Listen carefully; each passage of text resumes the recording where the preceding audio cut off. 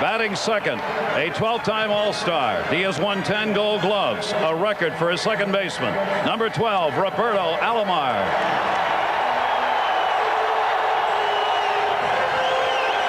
Batting third and playing first base, the 1995 American League MVP and Norwalk, Connecticut native, Seton Hall standout, Mo Vaughn. He is a 9-time All-Star and a Louisville Silver Slugger Award winner. 30 or more home runs each of his last 7 years. Batting cleanup and catching, Mike Piazza.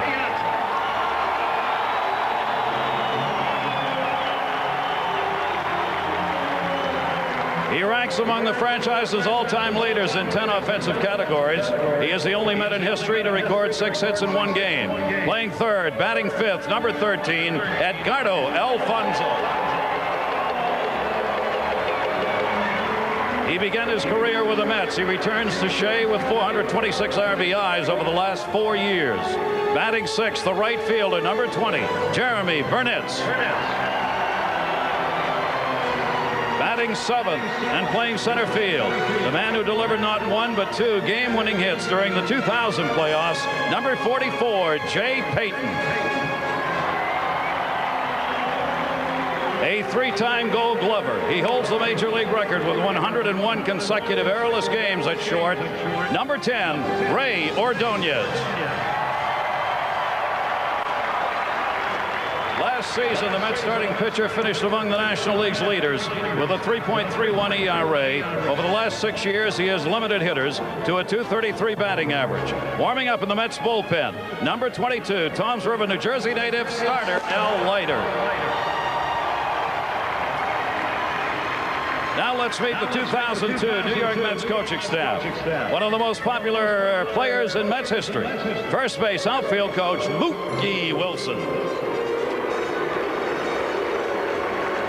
Making his Mets debut, number 8, third base coach and infield coach Matt Galante. A 9-year Major League veteran and former All-Star, number 51, hitting coach Dave Engel. Beginning his 5th season with the Mets, number 57, bench coach Tom Robson. In the bullpen, a member of the 1986 championship team, number 52, Randy Neiman. And making his Mets Major League coaching debut, number 60, Juan Lopez. The man who racked up 216 wins and 2,300 strikeouts over his 25-year career, number 54, pitching coach Charlie Huff. Now it's my pleasure to introduce the rest of the 2002 New York Mets roster. Number 3, catcher Vance Wilson. Number 4, infielder John Valentin. Number 5, infielder Mark Johnson.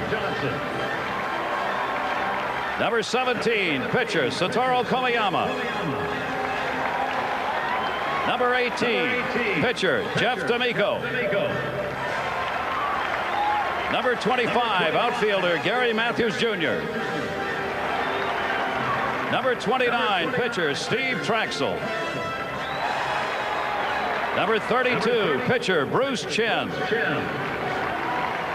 Number 34, pitcher Pedro Estacio. Number 35, pitcher David Weathers. Number 36, pitcher Grant Roberts. On to the Sable list, the New York Mets captain. Number 45, pitcher John Franco. Number 47, outfielder Joe McEwing. Number 48, pitcher Kane Davis. Number 49, pitcher Armando Benitez. Number 53, pitcher Mark Guthrie. Number 55, pitcher Sean Estes. The head trainer of the Mets, Scott Lawrenson. The assistant trainer, Mike Hurst. Head strength and conditioning coordinator, Jim Malone. The assistant fitness and conditioning coordinator, Jose Vasquez. The equipment manager, Charlie Samuels. And the assistant equipment manager, Vinny Greco. Ladies and gentlemen, your 2002 New York Mets.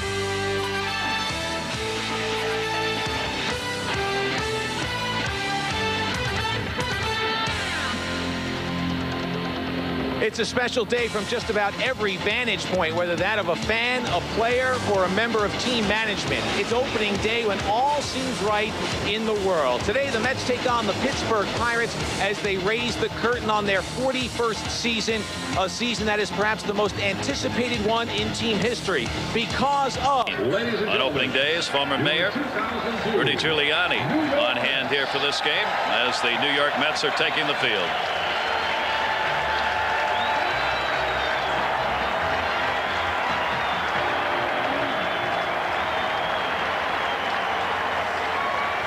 To mark the first time since '98 that the Mets have opened the season here at home.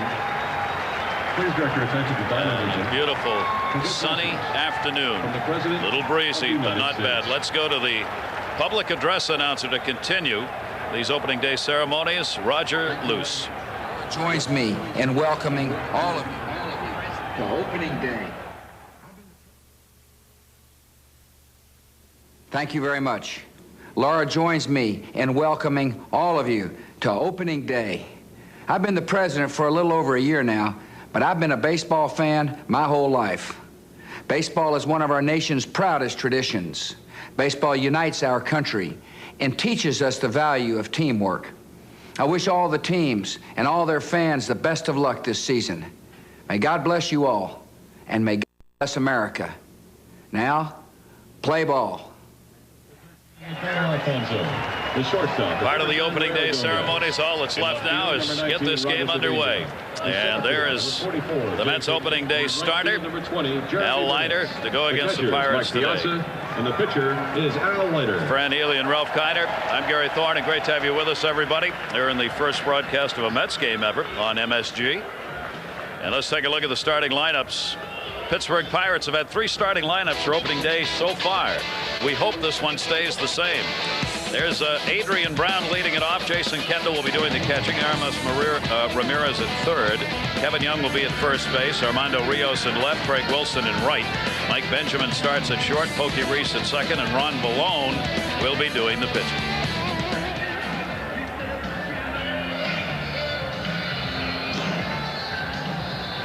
Well, Al Leiter on the mound today for the Mets. Opening day pitcher. He has in the past started 2 other opening days, and this is a big one for Al Leiter. Al Leiter, the #1 guy on his pitching staff, and with some luck last year, he could have had 15 to 17 wins.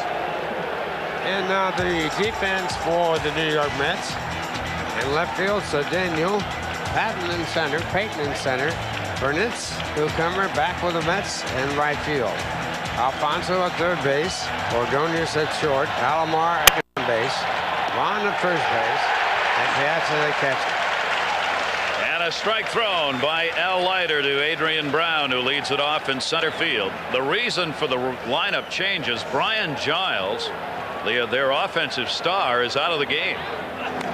Check swing foul ball. He was here and took batting practice and pulled a little muscle in the rib cage.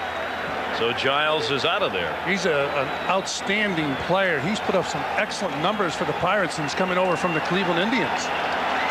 Well, the Pirates had to move their entire lineup around as a result. Leiter with a 2-strike count on Adrian Brown, 28-year-old center fielder. And the left-hander high and away to him, 1-2. Well, Brown had an injury that kept him out most of last season, so the Pirates are hoping that he can establish himself as an everyday center fielder. Pirates, who lost 100 games last year, trying to improve on that. That one taken to left field. Cedeno.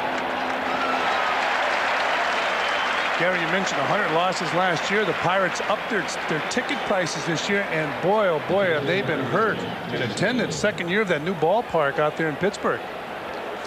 Last season, the Pittsburgh Pirates had a great attendance for the opening year at that ballpark, but they're expecting about 1.6 million this year, and that is a come down of about 500,000 people. Yeah, they were hoping that new ballpark would carry over for a few years, because the ball club right now, they are calling it rebuilding stage. Leiter gets the first out of the season for the Mets, and here is Jason Kendall. Al Leiter, last year dropping down the walks, surrendered to a career low, had outstanding control, giving up only 2.2 walks per 9 innings, 8th best in the league, and a fine record at Shea. He was 8-3 here at home last year with a 2.72 home ERA. Kendall takes the pitch inside, and a 2-0 count on Jason Kendall. He was the pitcher that was in 2 games the Mets had to win to be in contention for the National League East Championship. And in the 9th inning, he lost one with a lead of 4-1, and in the 9th inning, another, he lost it with a lead of 5-1. He didn't lose it. Actually, it was lost in the bullpen. 2 of the most devastating losses of the Mets all year long last year. 2-1 delivery is fouled off Bruce Fremming. So there's one for Fremming. 31 years for this home plate umpire, Bruce Fremming. And that's what he gets for opening day. Never get used to that feeling. One of the things, Fran, that you don't know about, I went in to see Bruce Fremming just before the game. I'm happy because he told me one time he was very depressed. You don't talk to him. That is very true. I went in there, and he couldn't have been more surprised. Understandably so after 31 years. Ed Rapuano, Larry Poncino, and Tony Randazzo are the other umpires today. That one on a broken bat, so Leiter gets his first broken bat. 2 down. Well, Elias Sports Bureau should certainly count the number of broken bats that Al Leiter will get during the course of the season, because he has to lead all of baseball. He breaks 5 or 6 bats a game. Maybe more than that. Yeah. I see it right there. He jams Kendall, and Kendall hits the ball right back to him. Ramirez, he got jammed to short. Ray Ordonez didn't break the bat, but got the out. That's how you settle it in if you're the open day pitcher. Al Leiter retires the Pittsburgh Pirates in order. Now the great expectations. The New York Mets offense. A lineup look when we come back. To the left, Roberto Alomar at second, Mo Vaughn at first, Mike Piazza doing the catching. Edgardo Alfonso will hit 5th, Jeremy Burnett 6th, Jay Payton, Ray Ordonez, and Al Leiter. And Ron Vallone on the mound for the Pirates. Take a look at his numbers. Ron Vallone features a sinker slider. So that's what the Mets will get from the southpaw during the course of this ball game. Number 19, Roger Cedeno.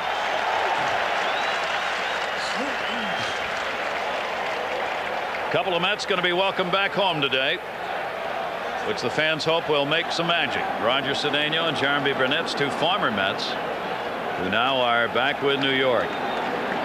And the Bulldog, Ron Vallone, 32-year-old left-hander from New Jersey, with a lot of tickets out today himself, with family and friends on hand. And Cedeno takes the pitch up high for a ball. What does it tell you about a team, though, that a guy who was a spring invitee, turned down by all 30 teams on the waiver wire, is your starting pitcher? It tells you that they need pitching. Wow. They have only one starter back, Anderson, from last year's rotation. And Ron Vallone, his contract was picked up from the minors only yesterday. That was just a formality. I'll tell you, for Lloyd McClendon, 2-1. How do you hold a manager responsible for a ball club when the ball club to begin the season is not really a contending club, and everybody knows it, including the owner of the Pirates? You can't, can you? I don't think you can. So long as you're playing hard, as long as the guys are giving everything they've got and doing what they can. Well, the one thing that you can guarantee fans coming through the turnstiles is hustle. You can't guarantee base hits, you can't guarantee home runs, but you can guarantee hustle. Did not go around on that pitch, so Cedeno who would love to draw a lot of walks this season in that leadoff spot with the speed that he has. Gets ahead on the count here. 3 ball, 1 strike count to Cedeno. And that one down to third is a foul ball. And will go 3-2. Played by Ramirez in foul territory. Cedeno almost had the stolen base high last year. He finished with 55 stolen bases, second in the majors. He was benched for about 4 weeks. In a personal dispute with the manager. That was more than a dispute, wasn't it? Yes. I'm going to teach you a lesson. With Detroit. Here's a 3-2 delivery to him, and Cedeno again fouls off Ballone's pitch. Yeah, Phil Gardner was the manager, or is the manager of the Tigers, and he decided to bench Cedeno. They had a personality problem, and it cost him the stolen base title in the American League.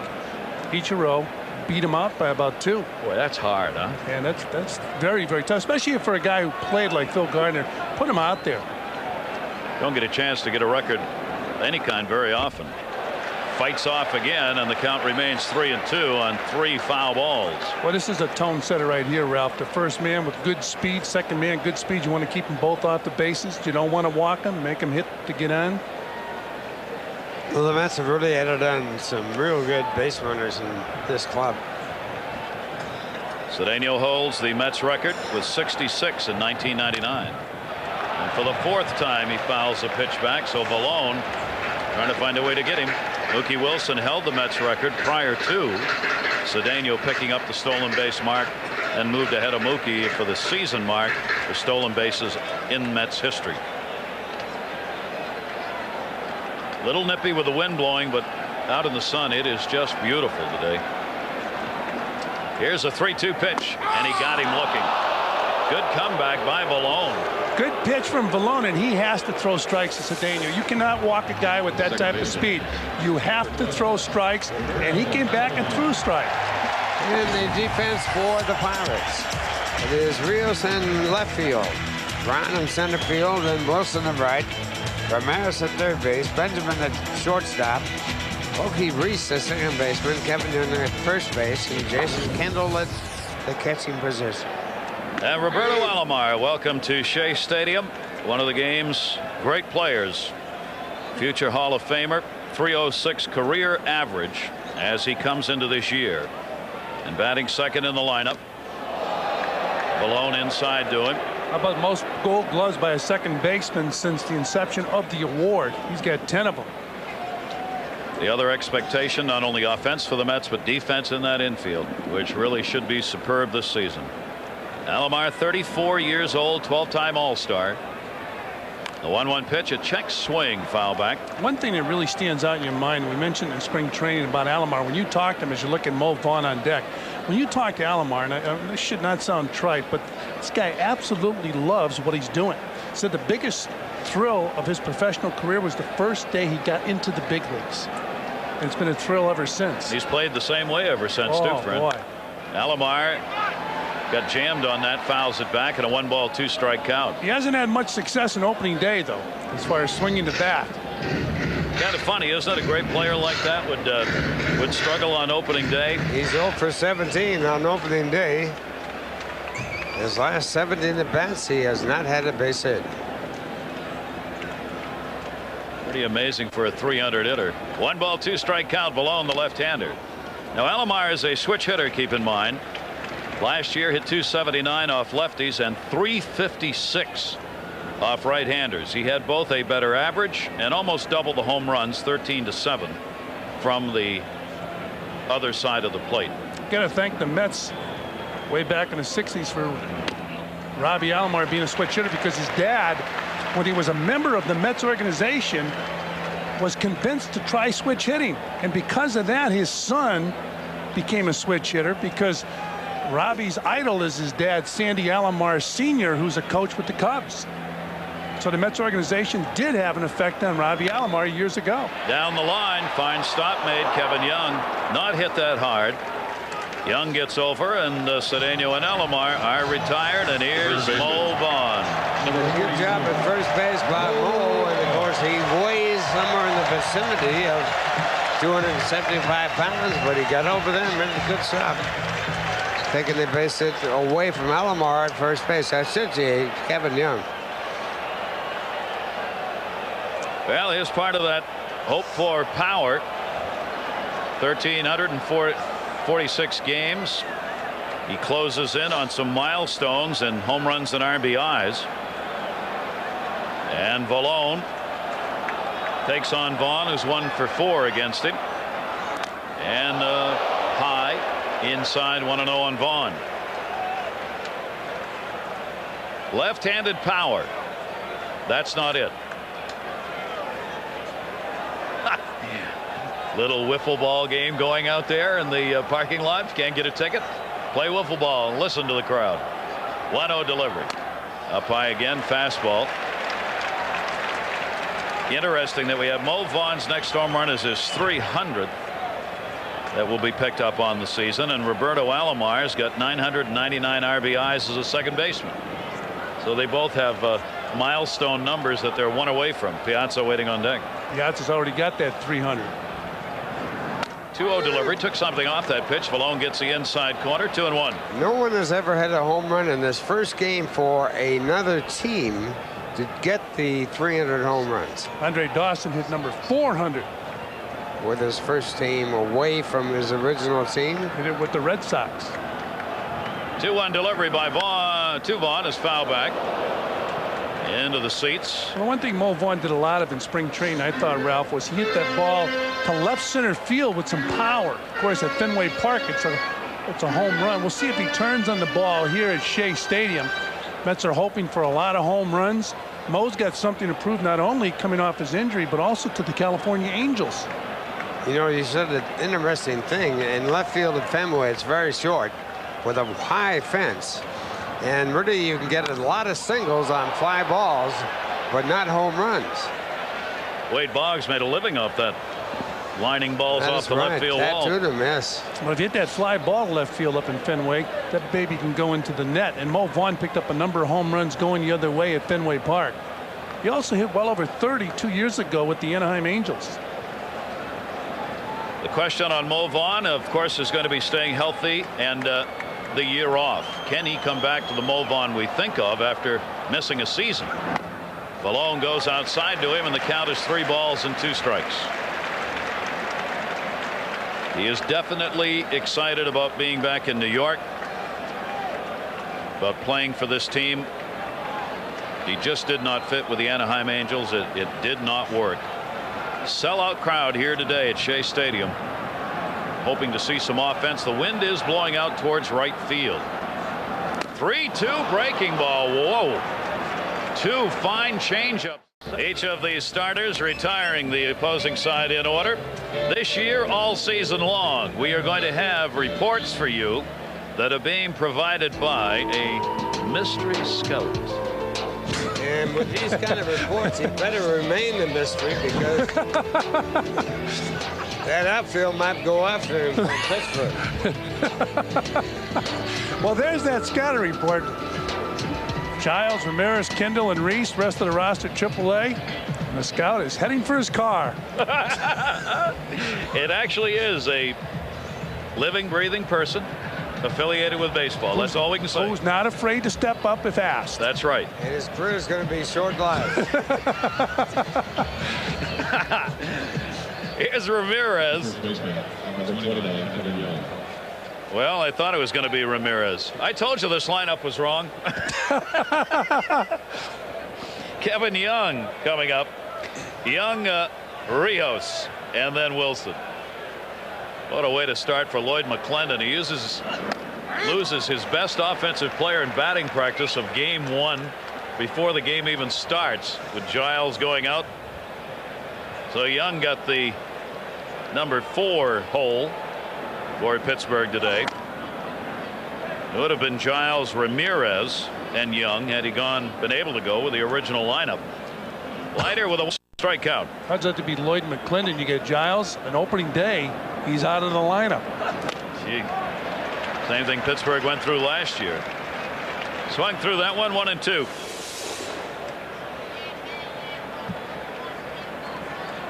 Well, they got that fastball right by him. Leiter with a 1-2 delivery and misses up high. For Young, the first baseman, 32 years old, a .262 career hitter, and has been a Pirate regular now on opening day and throughout the season at first base. Mets play him straight away. 2-2 delivery to him is up high again by Leiter, and the count goes full. 3-2. Well, Al's got a lot of support here today, including the mayor of New York, who he supported in his campaign, and also former mayor of New York, Rudy Giuliani, is here, and Al was a Yankee pitcher one time. So how can Al go wrong? He's got all the bases covered. Ooh. Turn off the front of the dugout screen. And the count's 3-2.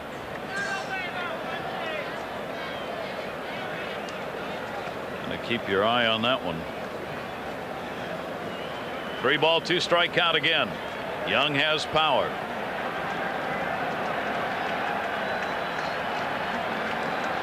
Full count delivery, and Young threw a heater.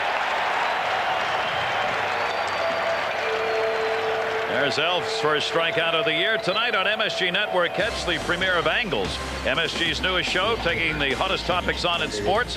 Al Troutwig and John Zioni will tackle the most controversial issues every possible direction tonight. Take a look. Major League Baseball's labor dispute is the topic. That's Angles tonight. MSG Sports Gasket will follow on MSG, and Al Leiter will be a guest on that show tonight. Talk about Major League Baseball's collective bargaining situation. Armando Rios fouls that one back. Rios getting the start in left field. You see 95 games last year. He is in for Giles, who would have made that start in left for the Pirates today. And the 0-1 by Leiter's up high, 1-1. Not a very deep bench, so with injuries or players out, not a lot to go to. Greg Wilson waiting on deck. Pirates finished last year 62 and 100 for Lloyd McClendon. Losing seasons have become the staple for this team, and that is not a good thing. Was their first 100 loss season since '85, and only the second for the Pirates since 1954. Rios fouls it back. 2-ball, 2-strike count. They eliminated the fact that in 1952 the Pirates had a record for losses, 112, and I happened to be on that team. Did you help out? I contributed to the losses. Yes. You tried to forget it, but you couldn't. 2-2 delivery, and Rios takes the off-speed pitch inside. 3-2. That was the first year of Branch Rickey running the ball club as a general manager. He had an infield that was making a total of $24,000 all the way around. $6,000 at first base, $6,000 at second, $6,000 at short, and $6,000 at third. Well, you had all the money. That was not quite the reason. Didn't you say that the steel workers, they had a league, and some of those players were making more? In summer pro baseball, yes. It's unbelievable. 3-2 delivery, and he walked him. So Leiter surrenders the walk with one down. Rios becomes the first base runner of the ball game. And you wonder if the Pirates will try and attempt to steal a base against the New York Mets. The Pirates struggled in the stolen base category last year, but in order for them to beat the Mets, they're going to have to employ the stolen base. See what they do. It'll be interesting here to see just how many players they'll try and run. The other thing, remember, Mo Vaughn now breaking in at first base is still learning how to play the base runner off the bag. He's not done that before, and he's worked on it this spring. And Leiter gets the pitch up high. Leiter's missing up high here in the ball game so far when he's missing. Gary, this guy here at the plate hit 7 pinch hit home runs last year. They're trying to find a place for him to play. He's playing right field today. And Craig Wilson is a dead fastball hitter. I was told that all last year, that's all he would see is fastballs, even when he was lighting it up as a pinch hitter. And again, Leiter's up high to him and falls behind on the count, 2-0. And obviously not happy with the pitch location right now, as these things are staying up on him, and that can be dangerous if he comes down just a little bit lower and ends up in the wheelhouse. 2-0 count on Craig Wilson. And he pops that one up. high skies. Cedeno Ordonez looking at each other. Ordonez calls and makes the play. Cedeno looked like he lost it and couldn't pick it up, and Ordonez at the last minute called him off. That's why it's important to have a shortstop who has a lot of confidence in himself with that glove. He can go a long way, and you see Cedeno fighting that sun. He's just, it looked like to me that he was yelling, I can't see it. I think you're right.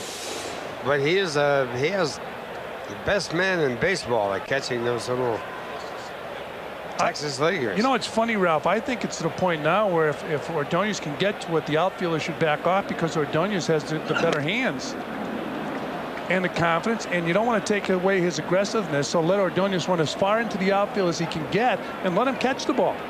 I know it's against baseball rules. The outfielder is supposed to be able to call the infielder off. One of the bravest New York Mets of all time was Bud Harrelson. And I mean, he was brave because on those kind of pop-ups like that, Ron Swoboda was playing left field. And Ron came in like the thundering herd, and he didn't know whether he was going to get killed or not. Well, you can see Cedeno was happy Ordonez was out there to make that grab, but the sun is the thing that'll give you a problem right now. Mike Benjamin, the shortstop, missed last season because of injuries. 1-1 count, runner goes, taken inside. Piazza's throw is not in time, but he came off the bag, and they get the out. Well, we're going to see teams test Mike Piazza this year.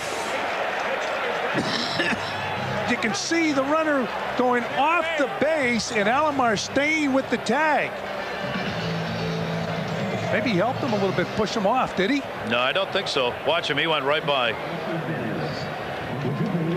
7 teams in 7 years for 32-year-old left-hander Ron Vallone, who will face Mike Piazza coming to the plate for the Mets.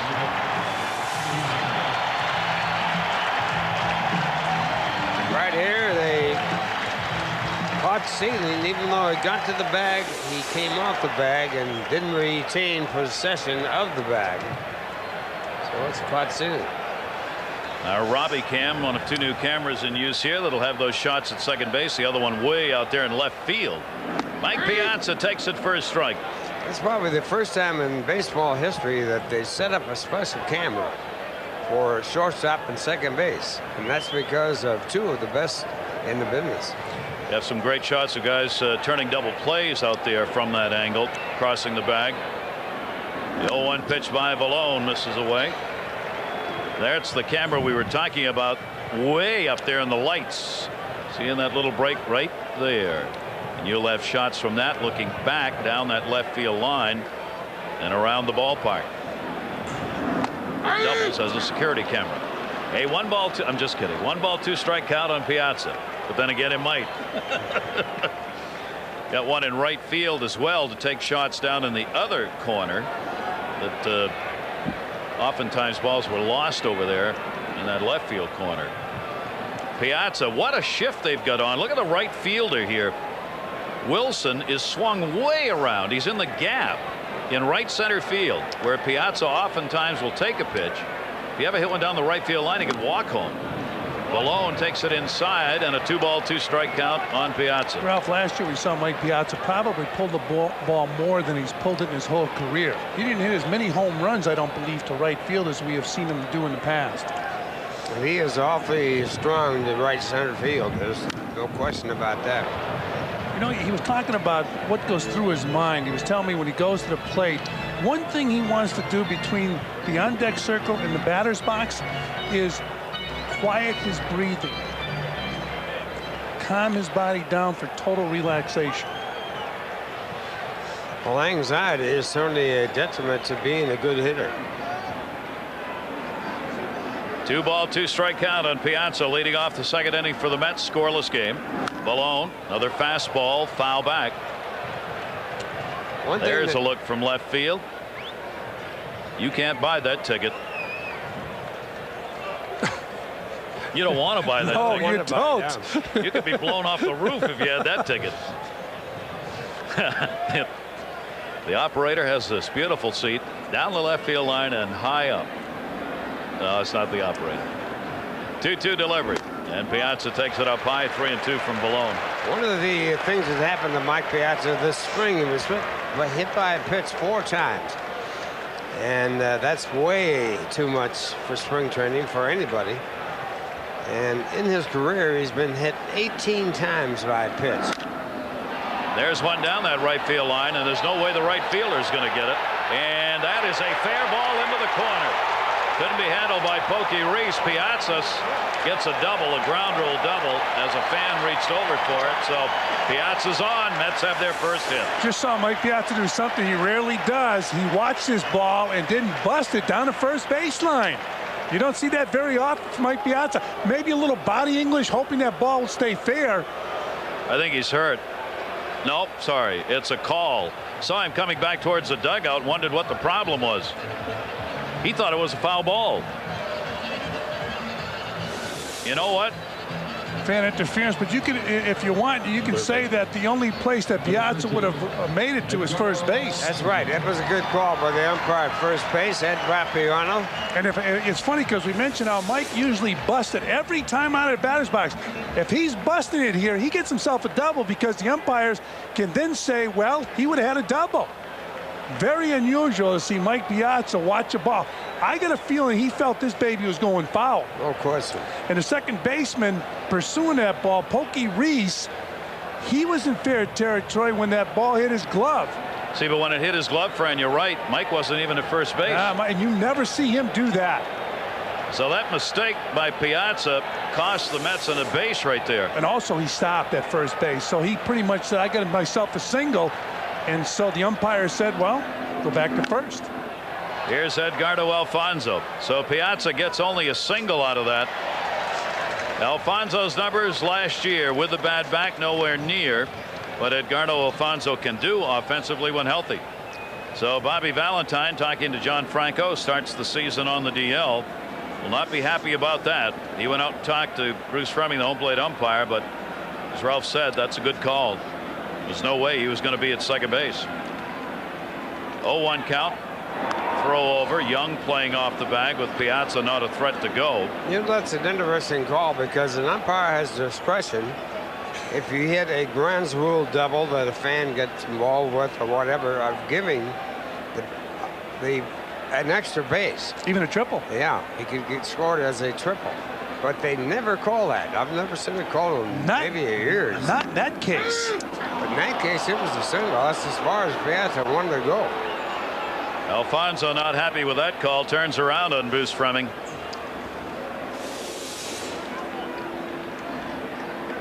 Take a look at that last pitch to Fonzie. Looked like it touched the inside part of the plate and ran off the plate. That's a good pitcher's pitch. Alfonso now 2-strike count. Alfonso, a .289 career hitter, and Vallone's up high, the left-hander 1-2 on him. Alfonso had a great spring training. Back looked healthy. Last year he hit .211 against left-handers, and that's just unbelievable. Burnett's waiting on deck. You would figure him to be pretty close to a .300 hitter off left-handers. 1-2 delivery. Edgardo takes that up high as well, and a 2-ball 2-strike count on Alfonso. Mets last year, disaster in runs scored. Mike Piazza, the only guy who delivered consistently for them. They dropped 165 runs from the year before to last year. This year they'd like to go the other way. That's going to be a base hit in the Bermuda Triangle. Alfonso's on, and the Mets have first and second covered with nobody out. Oh, two very bloopy type hits the New York Mets. So you know what's going through Mike Piazza's mind right now, Ralph? He's on second base after he got a single. There's a chance he scores on this ball. I would doubt that because he had to hold up if that happened with him on second. And you know, the amazing thing about it is we've commented so many times about Mike Piazza busting it down to first base. And in a case like this, he was penalized because he was watching the ball. Jeremy Burnett's runners at first and second against Vallone as the Mets get a scoring chance with nobody out. Set up by a couple of bloop singles. And Burnett bounces away. Kendall Able to get it. That was up high. Ball one on Burnitz. Well, a lot of talk about Kendall moving to another position. That talk has stopped in Pittsburgh. Kendall's going to be the catcher. He tried left field last year, and they said he pretty much was embarrassed playing that position. A little like Todd Hundley. Right. Below with a 1-0 count. Piazza the lead runner at second, and Burnitz with a big cut. Foul tips that one at the plate, and a 1-ball 1-strike count to Jeremy Burnitz. Now this is where one of the issues regarding the Mets comes into play. Burnitz strikes out a lot. These are the situations where the Mets need to have RBI production, and they are hoping that Jeremy Burnitz will be able to cut down on the strikeouts this year and develop as a better RBI man for the Mets than he could at Milwaukee, where they set a new major league record in strikeouts as a team. Hitting, bases are loaded, caught the jersey.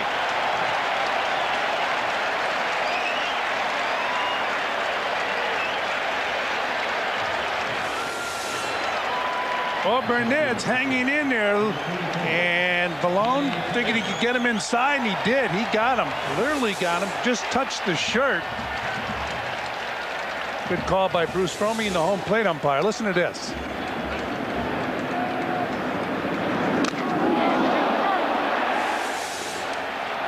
Three on, nobody out.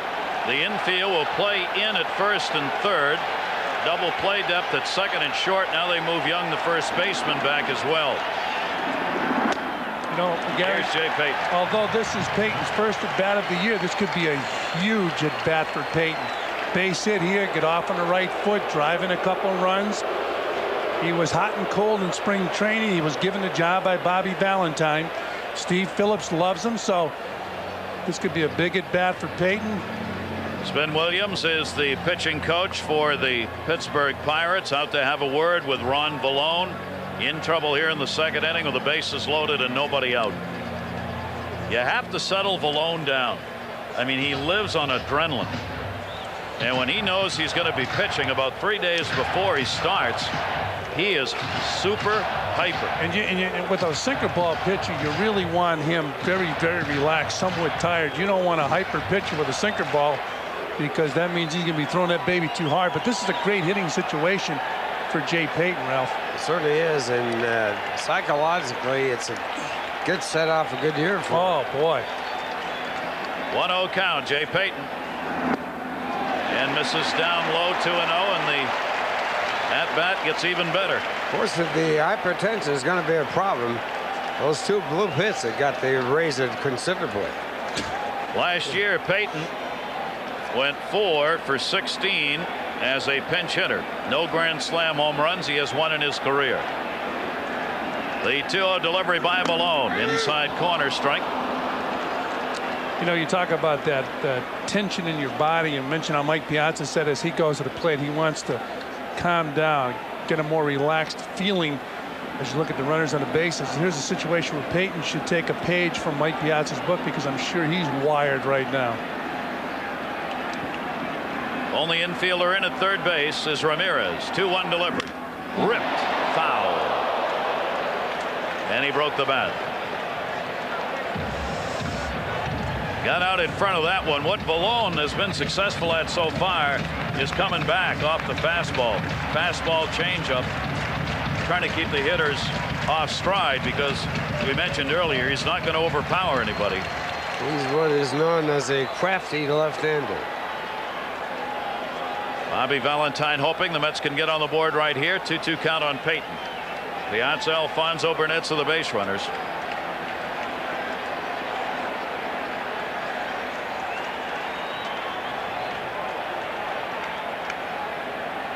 Here's the 2-2 delivery. 3-2. Well, he threw off-speed pitches in the first inning to Mo Vaughn with Mike Piazza on deck.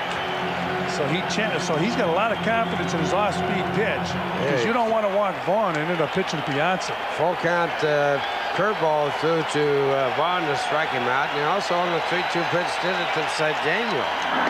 Walked in a run. Bases loaded. Walk. Piazza scores, and the Mets have a 1-0 lead.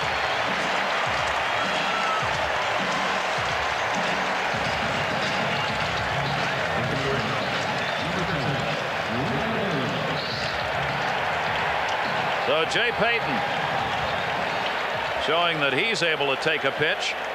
Gets the RBI. First one for the Mets this year. Bases remain loaded. And Ray Ordonez. Totals from last year. Stronger hitter. Showed it in spring training. And Ordonez takes a strike on the inside corner. In batting practice today, Ray Ordonez, one turnaround, tried to hit every ball to the right of second base. We'll see if it pays off here. Balone goes away with that sinker. Bobby Valentine loved a line drive to right field. Yeah, but why was Ordonez taking that pitch? This is where you got to hit the ball. Down the line, could be trouble. Alfonso at third, tags. He's coming. Here's the throw by Rios to Kendall. Dropped the ball. 2-0 Mets.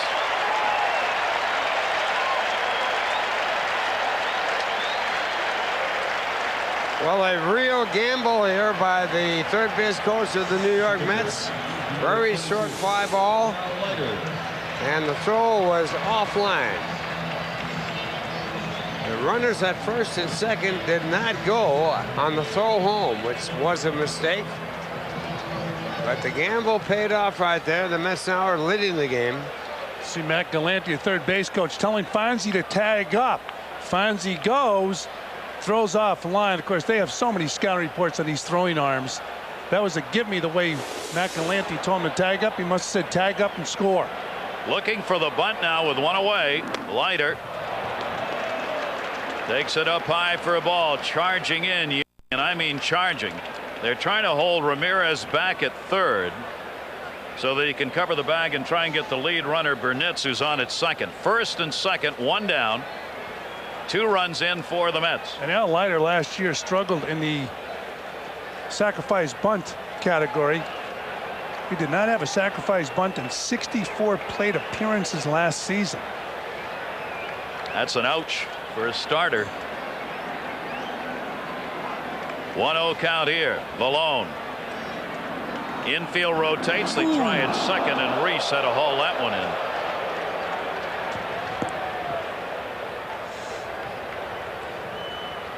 Started to rotate the infield to try and draw the base runner towards third, and then sneak the second baseman in behind him. Good play by Pokey Reese, keeping that ball in the infield. Pokey Reese, one-time Gold Glove winner, beating out Alfonso. 1-0 count on Leiter. Leiter squares, fouls it off, and caught Kendall. 1 ball, 1 strike count on Leiter. Right now, Kendall saying, I wish I could play left field again. Here's that ball bunted right off the bat, off of the catcher. The one guy that's hoping Leiter puts the ball in play is the catcher. You'd rather not get hit with a foul ball, and you get a chance of cutting down a runner at third base. And this guy can get out in front of home plate in a hurry, Jason Kendall. Balone has already thrown 50 pitches when he lets this one go. We're in the second inning. 1 ball, 1 strike count. Leiter did not square. Takes it up high, and a 2 ball, 1 strike count. Well, Bobby Valentine, I'm sure, aware of that stat on Al Leiter as you look at Cedeno on deck, and Bobby Valentine probably feels he's better off if he lets Leiter swing the bat. And Leiter last year did that, faked the bunt and swung away and hit a triple. He went 4 for 62 last year. He hit 0.65. Does square, takes it. And a 2 ball, 2 strike count on Leiter. This is where a pitcher can really help himself in a ball game offensively if you can bunt. Move these runners into scoring position. Very important part of the game for a pitcher, and believe me, I'm sure Al's as frustrated as anybody in his struggles with the bunted ball. Now 2-2, 1 down. He squares again and tried, and he's out of there, fouling off for strike 3. So Balone gets his 3rd strikeout. Leaves the runners, Burnitz at second and Payton at first. And McClendon's team's got a chance here getting out of this inning with just a couple of runs off Balone. Leadoff batter Roger Cedeno. First and 2 down. Mets have done this with just 2 hits, and they were bloop singles that didn't travel 300 feet when put together. 2 down. And a strike taken by Cedeno. Cedeno's never had a hit off Valone. He is 0 for 8 off this left-hander. With Alomar waiting on deck. That's got a couple of switch hitters at the top of the order this year. He started around. They check it first. Rapuano says no. 1-1 on Cedeno. Boy, is that a luxury, though. They have 2 switch hitters with good speed at the top of the order. Take a look at that. Cedeno with that great speed. There aren't many switch hitters left in baseball compared to 10-15 years ago and back. 1-1 delivery. He came right at him that time. May have been a little up high and out of the strike zone. 85-mile-an-hour fastball. It used to be switch hitters. As you take a look at that swing again, it used to be you were a switch hitter to stay away from that breaking ball, Ralph. And left-handed would throw you more fastballs if you're batting from the right side, but that's gone down the tubes. Left-handers will throw you breaking balls no matter what, and so will right-handers. Here's the 1-2 delivery, and he fights off the inside pitch to keep it at a ball and 2 strikes.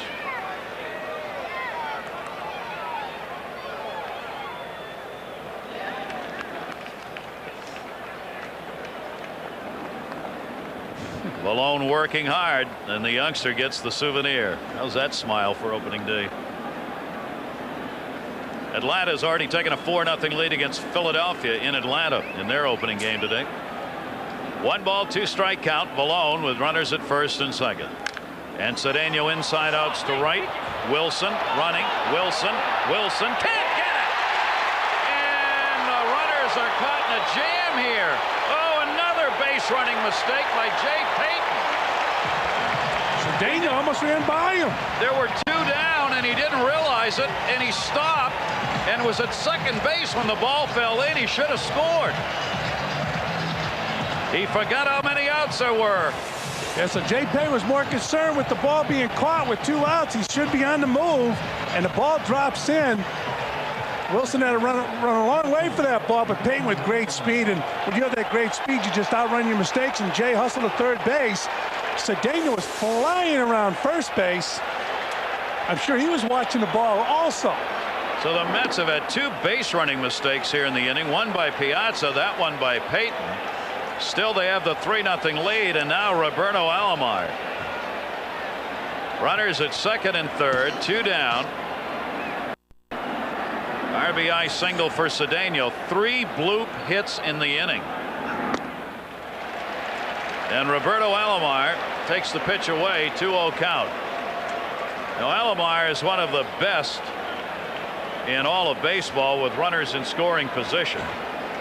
Roberto Alomar hit 424 in these situations last year. Second best in the game. Another off-speed pitch and a 2-ball 1-strike count on the changeup.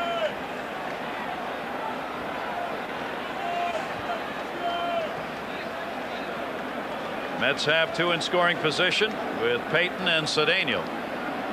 37 pitches have been thrown now by Ron Valone. Look where Alomar stood. He stood out of the batter's box at the front of it. You know, if you hit a ball and your foot's out of the batter's box, you'd be called out. He took a big step up, and he was out of the batter's box with his front foot because Valone is throwing so slow. That was a fastball. He guessed wrong on that, but 2-ball 2-strike count. Left-hander got him looking.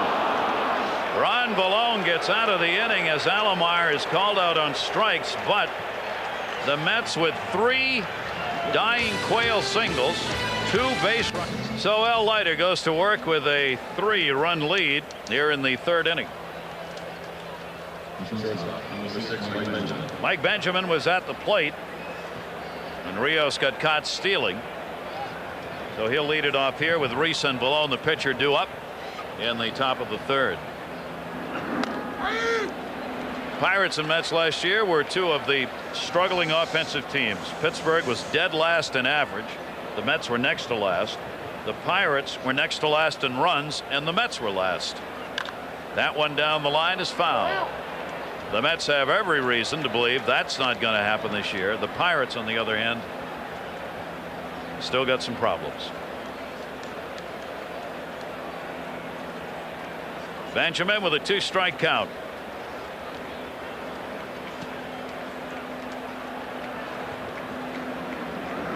And Al Leiter a little bit outside. 1 ball, 2-strike count on him. Well, Jack Wilson was supposed to start for the Pirates today, but he's home. His wife is giving birth to a baby, and he should be back for the game on Wednesday. That's why Benjamin is playing shortstop this afternoon. Their other infielder, Pat Mears, is on the DL as well. Is not with the team. Some believe they're going to try and move him and may not come back on the roster. 3 ball, 2-strike count on Benjamin. They had to get rid of Derek Bell. A big blow up in spring training with Bell. Said some things that weren't very complimentary of the team or how he intended to play. So I'm going to shut it down. So he's gone. So the amazing thing about Derek Bell, who played for the Mets, he hit about 211 for the Pirates. And he said, if I have to contend to make this team this year, I don't want to play. I'm going to shut it down. Yeah. Well, he didn't have to worry about it. He didn't make the team. Jeez. Somebody in Pittsburgh wrote about Derek Bell that he was a true pirate. That he lives in a boat. That's one qualification right there, which he did and does. And he also steals money. Well, he had a 2-year deal, and for like $9 million, and they still owe him. 3-2 delivery to Mike Benjamin. Up the middle, base hit. So there is the first hit of the season for the Pirates. Benjamin is on leadoff single here in the 3rd inning. Want to remind you tonight on MSG Network, catch the debut of the all-new MSG Sports Desk. Join your hosts Kurt Menefee and John Gideon for all the latest scores, news, highlights, NCAA championship game. That's all new MSG Sports Desk tonight at 10:30. And a fastball strike in the inside corner to Reese. Former Cincinnati Red Pokey Reese, who 2 years ago was so valuable they said we will never trade him. He hit .224. They traded him. It's an amazing story how he fell off. Out of the reach of Alfonso into left. Cedeno coming to get it. And the Pirates have 2 on here in the 3rd.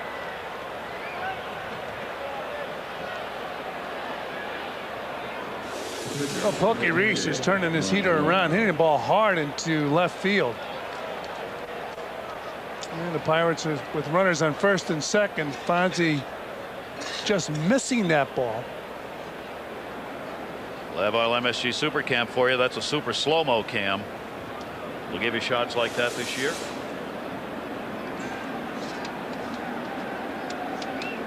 And right here, Valone is the batter, and he is probably going to sacrifice here.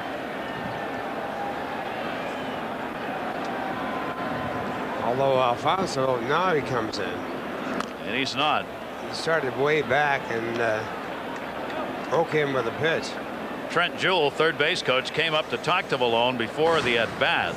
Leiter's getting the sign from Cedeno at third. There's Jewett. See whether or not the bunt's on now. He may have been told just to take a pitch, try and keep the infield guessing. Valone squares, and if that stays fair, it's a base hit. It's a foul ball by that much. It was a wise decision. It was a tough bunt to field and to get the out of first base, but it was a scary one because that ball didn't roll foul for a long time.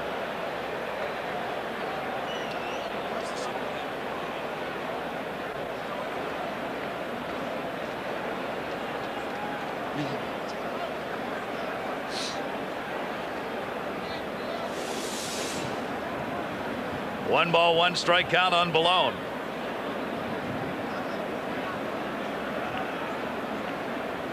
Trying to move the runners up with the Pirates trailing 3-0. A 1 ball, 1 strike count. Alfonso even with the bag at third now. Now he charges, and now he puts that one to short. Ordonez rather makes the play himself. They faked the wheel, and he stopped, and the ball came right to Ray Ordonez. Well, so far, the luck factor is totally against the Pirates in this game. He faked the button and swings away, and there's Ordonez right there to make the play. And Ordonez heads up, knows exactly what he has to do. Unusual play for a shortstop, but he makes it look like it's no big deal. Catches ball, runs over to third base, and makes the tag himself. How many times do you see a shortstop do that? Once. That's right. I think that was it right there. Jeez. Here's Adrian Brown, 28-year-old career minor leaguer, but a .272 major league hitter, bloops it towards short.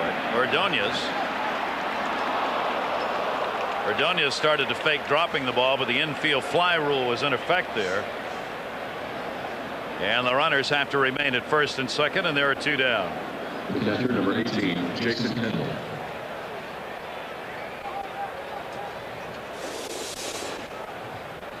It's Al Leiter on the left in the first inning, throwing a pitch, and now in the third inning. One of the things they look for from pitchers as the game goes on, later on in the game, not so much now, is when that arm starts to drop. That's usually an indication that a pitcher could be getting tired. But from the first to the third inning, that would not happen to Al Leiter. In fact, Al Leiter, one time in his career, threw about 170 pitches when he was a member of the Yankee staff. He was missing up high early in the game, and it looks like he's actually picked the arm up a little bit. Here's Jason Kendall with 2 down, runners at first and second base. Kendall grounded out his first time up. Leiter with a chance to get out of the inning now, with the first 2 base runners having reached. Now he's up high again, and a 2-0 count. Like anything else, you know, a guy like Al Leiter or any pitcher on opening day would be looking for that consistent release point. Hitters are looking for areas where they can get comfortable. Same with the fielders, although Ordonez looks extremely comfortable. Leiter unhappy with himself. 3-0 count. He talked to himself after that pitch missed down low. He's trying to adjust here, trying to make changes in location. Up high, and now that one down low. 3-0 count, 2 down. See if the green light's given to Kendall, who had 53 RBIs last year. It was not, at a 3-1 count. I think when it's a mechanical problem, it's up to the pitching coach to pick it up. Catchers can't pick it up. Maybe another pitcher can pick it up. And if it's a mechanical problem, Al Leiter would know. And if a pitching coach can make a small, quick suggestion as you look at Leiter, gets that leg up in the air and comes around. And it's frustrating early on when you've lost that release point. But right there, Leiter comes back, and now it's 3-2. Al's a very smart pitcher. If he's having a mechanical problem, he would know. Well, it's a good pitch for Kendall to hit. Don't know why he took that one. 3-ball, 2-strike count, 2 down. Runners will be going with Reese and Valone, the base runners. 3-2 delivery, a little chopper. Leiter, and off the bag, didn't get him, and a run scores. Good base running by Pokey Reese. He never stopped. Leiter will be charged with an error as he pulled Mo Vaughn off the bag, and the Pirates are on the board. Leiter had some trouble getting in possession of the ball. He makes a wide throw on a good try to get to it and get back to the bag. Come on out. And just couldn't do it. Geez, he looked like he got that bag. I don't think he missed the base. Yeah. Well, the error by Leiter will keep the inning alive. With 2 down, Ramirez. Runners at first and second. And a strike on the inside corner. Well, one thing first basemen will work at is their footwork. Here's Leiter throwing the ball off the base, but watch Mo Vaughn coming back with that right leg. He didn't get the base. Not even close. Nope. And Kendall with good speed getting down that line. Leiter up high with it again, and a 1-ball, 1-strike count. A very dangerous hitter right here. Ramirez had a .300 season last year and drove in 112 runs. He's got 2 on here against Leiter with 2 down.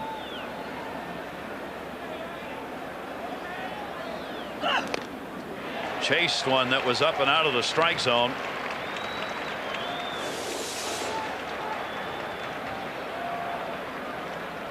Ramirez, a guy with a lot of power, drove in a lot of runs last year. Player, very good offensive player. 2 down, Leiter. Ramirez really jumping out at Leiter's pitches here in a 1-ball 2-strike count. Below the base runner at second base. Kendall on at first, reaching on the error. Reese coming around to score from second. As that ball was hit, he was going. And a 3-1 ball game now. A couple of hits in the inning, 2 on the board in the ball game for the Pirates. Bobby Valentine's club with a lead, but they've not been sharp. And that misses inside, and a 2-ball 2-strike count.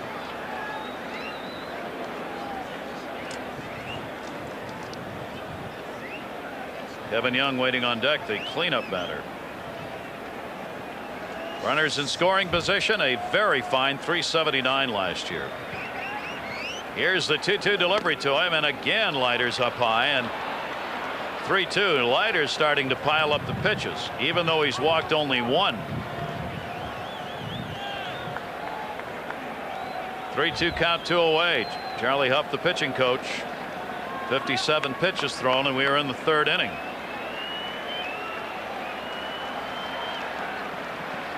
Oh, the runners will go again. 3-2 pitch. Struck him out. First strikeout of the game for Leiter. A run in unearned, but it was the error to Leiter that allowed it. A couple of hits and 2 left on base. They take advantage of the little things that happen. Well, the Mets with a 3-1 lead have done that so far in this game. Well, the luck of the Pirates is certainly not good in this game so far. And this is the first of the hits. Mike Piazza against the big shift that was on. Gets a base hit on that blue pit there. And now another one to center field. This one was by Alfonso, I should say. And then the following pit. And the Mets come up with a 3-1 lead in the ballgame, which has now gone down to 3-1.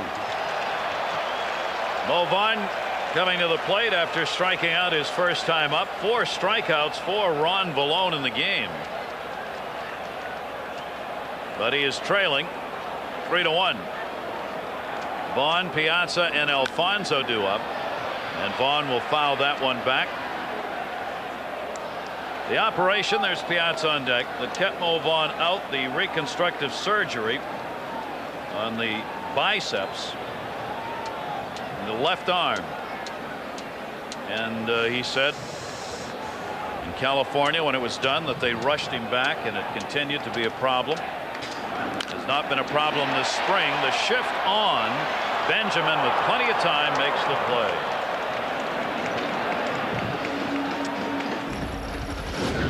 All right, Mike Piazza's last at bat, sequence of pitches. Piazza looks very comfortable at the plate, taking that pitch outside, and then he took that strike over the higher plate. He takes a slider inside and fouls the ball back. He eventually bloops a ball down the right field line, and he picked himself up a single. Mike was watching the ball along with everybody else here at the ballpark and ended up on first base, but that's a pitch sequence as he hits that ball hard back to Vallone. Back to the mound, and Vallone makes the play, and 2 down here in the 3rd inning. The third baseman, number 13. Right up the end of the bat. But he didn't throw it at the pitcher, though. That is true. You notice that?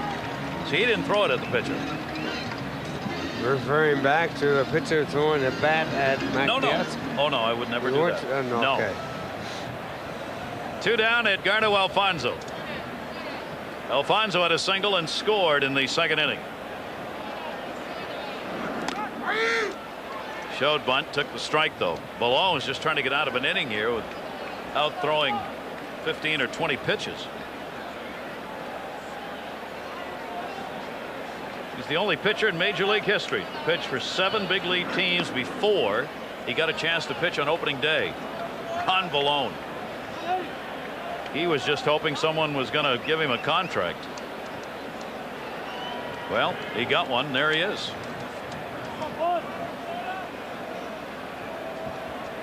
One delivery. Alfonso to left field. They were playing him deep there. Rios will have to play it on a hop and a base hit. 2 for 2 for Alfonso. Well, one of each. A group hit to center field and a line drive of a real tough pitch to hit right here. He golfs this one for the line drive to base it to left field. Stahl going down and getting one right there. Here's Jeremy Burnett. Hit by a pitch, scored. In the Mets' 3-run second inning.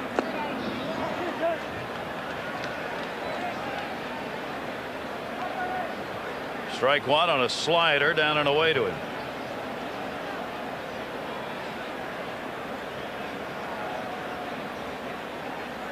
Alfonso with Young, the first baseman, off the bag there as well. Balone throws it away. Down to second base, Alfonso. Error on Balone. And the Pirates using the same play that Valentine uses. Playing the first baseman off the bag, and he goes back to the bag and a signal. And the pitch, first base is thrown away. So that will give Jeremy Burnett an RBI chance as that one out of the reach of Young.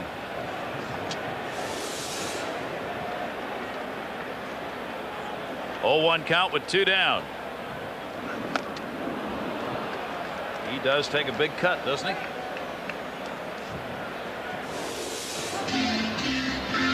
Burnett's a former New York Mets player and really coming into his own playing for Milwaukee.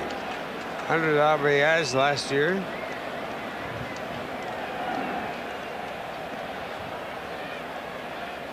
Oh, 2.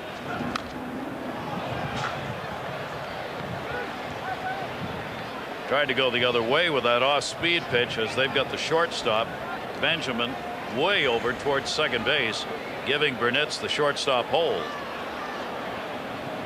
See that big hole there between third and short.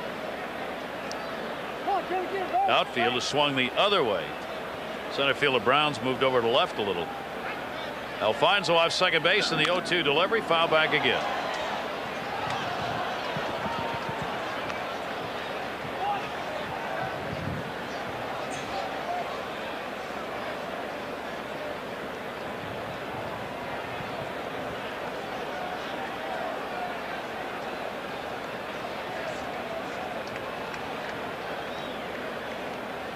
Two-strike count. Alfonso wary of Benjamin moving in behind him. And that misses outside. 1 ball, 2-strike count on Jeremy Burnett. Well, Balone had a chance to get out of this inning. Just a few pitches thrown, but that has gone asunder after he got the first 2 outs.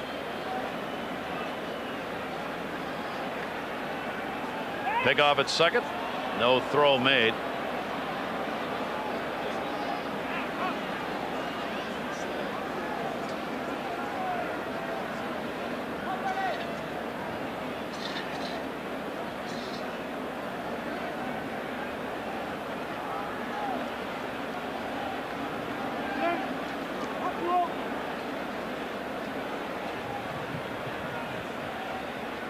One-two delivery, and Burnett's to second base. Boogie Reese over to Young, and that'll do it. Burnett is retired. So the Mets, no runs, base hit, error. The Aflac trivia question: 1962, who recorded the first hit in Mets history?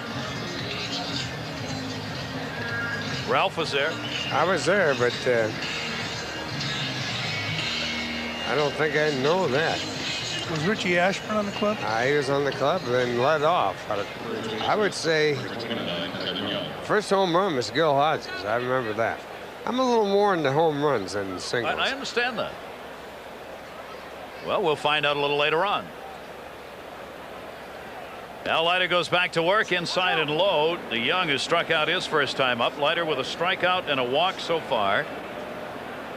3-4-1 for the Mets. 1-2-1 for the Pirates. Inside corner doing that time. 1-1. Let's see, they had Hobie Landreth caught the game.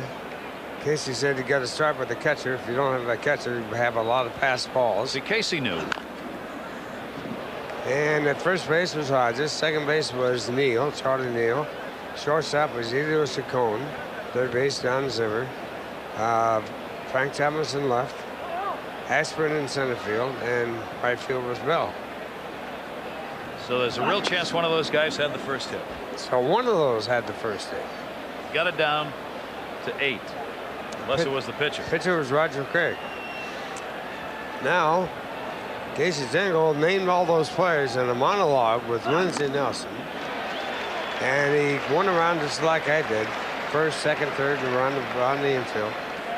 And then they got to right field, and he couldn't think of the right fielder's name. And he said that fellow plays for the Pittsburgh Pirates and the Cincinnati Reds. He knew who it was. He'll ring a bell, and that's his name, Gus Bell. That's word association. Word, yeah. Armando Rios, 3 strikeouts, by the way, for Leiter. Correct myself, because he's gotten Young twice. And he struck out Ramirez to end the last inning. Rios shows bunt, takes it away. You're talking about home runs and Ralph Kiner. We're looking at a couple of the Pirate records. And Ralph Kiner still holds 2 season records for the Pittsburgh Pirates. Rios a chopper. Leiter.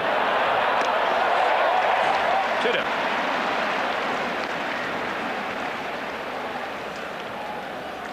See if you can figure out which 2 records you think Leiter Ralph has in a single season. You take a look at our Delta schedule. Well, it's Pittsburgh on Wednesday, both day games, Wednesday and Thursday. And then you have the games coming from Atlanta, Friday, Saturday, and Sunday. 2 night games and a day game.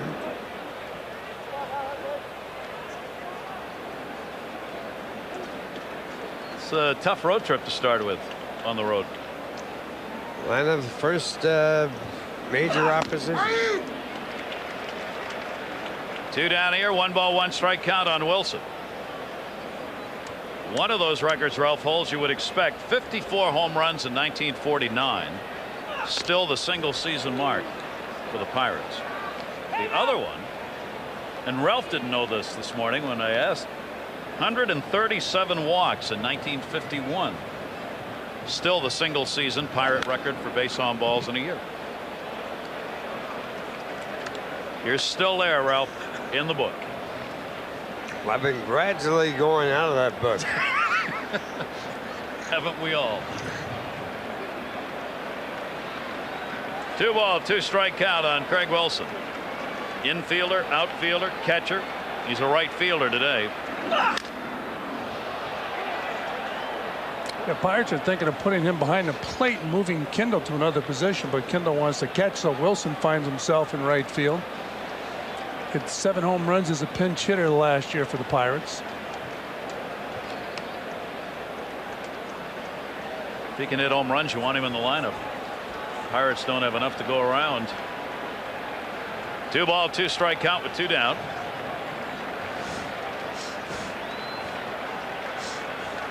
Mets leading at 3-1. And Leiter. Where did that hit? It's Piazza's glove and maybe the end of the bat.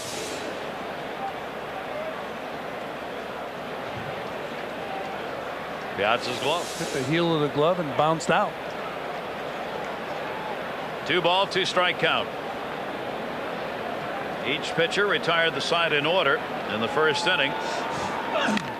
That one blooped down the left field line. Cedeno can't get there. And with 2 away, Craig Wilson is on with a single here in the 4th inning for Pittsburgh. Boy, we have really seen the dying quail around this ballpark today. This is a dying quail right off the inside part of the bat. And the time runs now at the plate. 2 down and Mike Benjamin, 36-year-old shortstop, .235 career hitter, takes the strike. He singled in the 3rd inning. Surprised the Pirates wouldn't try to push a bunt towards Mo Vaughn in a given situation, trying to bunt for a base hit and make Mo move a little bit just to test him. He had that pulled hamstring in spring training. Plus you get Al Leiter, left-handed pitcher, it'd be a pretty good foot race to first base. For example, a guy like Benjamin with less than 2 outs, push the ball and see if he can beat out a bunt base hit. Got to believe we're going to see that. Yeah, if scouts were watching the Mets at all in spring training, they would have to try that. Benjamin reached, and a 2-strike count. This would be an ideal ball club to do it with, because the Pirates, you have a few guys in the ball club that are real good major league hitters, but the others, questionable. So if you push a ball, you have decent speed, you get a chance of picking yourself up a bunt base hit.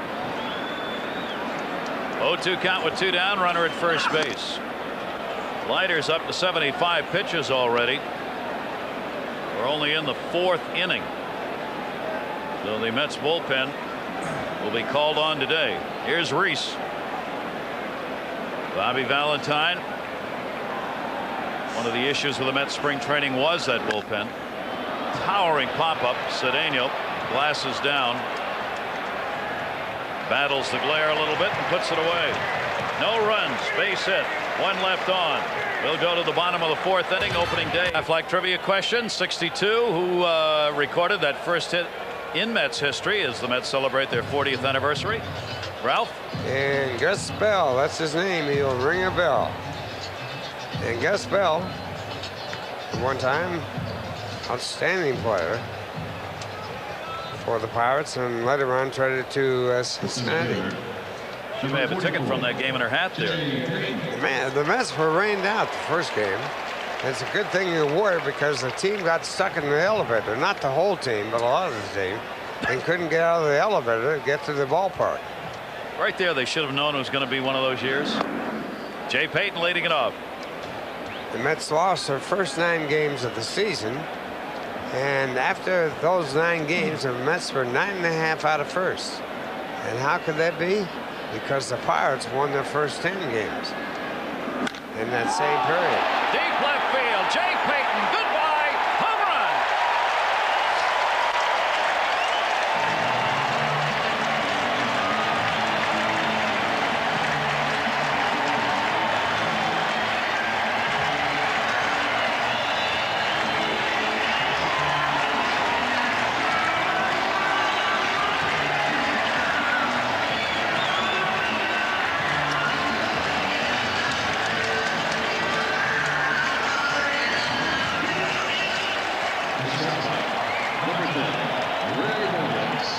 We talked about Jay Payton needing a lift for his career with the Mets. He gets it with a home run opening day. Take another look at that home run. Payton gets around that ball and hits the ball, I believe, over the second fence out there in left field into the tent area where they had a party before the ball game. But what a lift for the Mets, and especially Jay Payton. That's what the Mets need from Payton. Look at that. Look at the head down on the ball. Head of the bat out there. Good swing, huh, Ralph? Very good swing, and it came off the fastball. Thank you. He now is driven in 2 runs. His first time up, he batted with the bases loaded and drew a walk. That's first home run of the 2002 season. He had 8 last year, and he really crunched that one for numero uno in the year, and a 4-1 Mets lead now. 5 hits off Balone. Ray Ordonez takes the strike. 3-1. This is Ray Ordonez's 7th consecutive opening day. And that one goes back to the screen. He is on with a free pass. Second given up by Valone.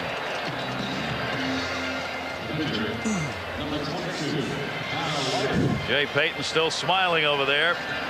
The long ball here at home before the sellout crowd on opening day. DeMel in the bullpen now for the Pirates. And if they have a strength this year, that middle relief may be it.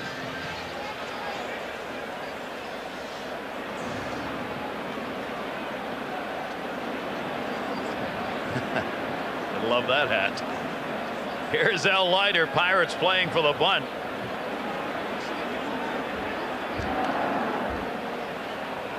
Trying to get that first sacrifice down again.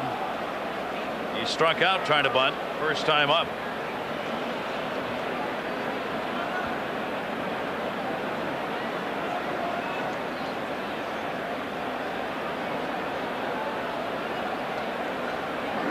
Malone got it in. Popped up. Kendall started out. The ball was behind him. I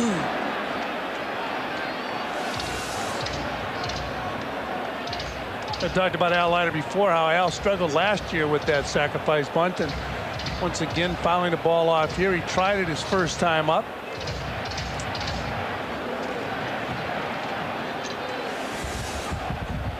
Only one strike. Kendall looking over to see how they want to play this defensively. Leiter is already squared up.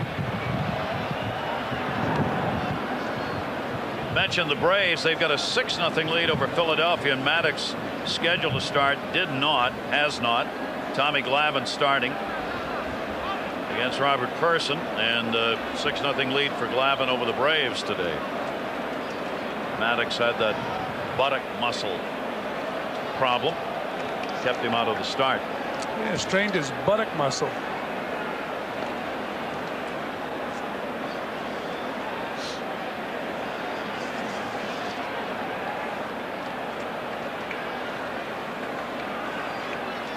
One strike count, and Leiter did not square around that time, and the pitch ended up inside anyway. 1 ball, 1 strike count.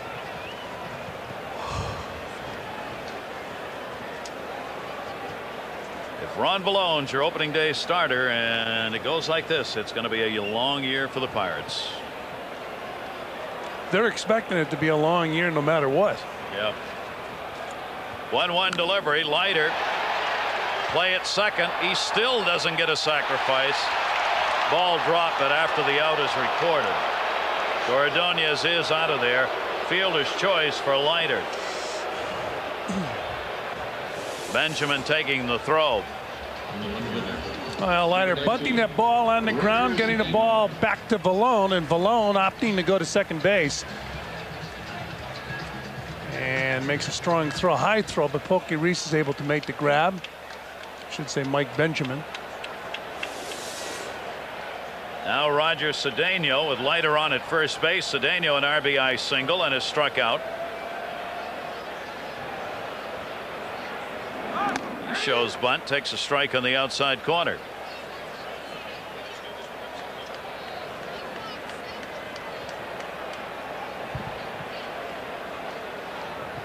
Oh, 1 count, 1 down.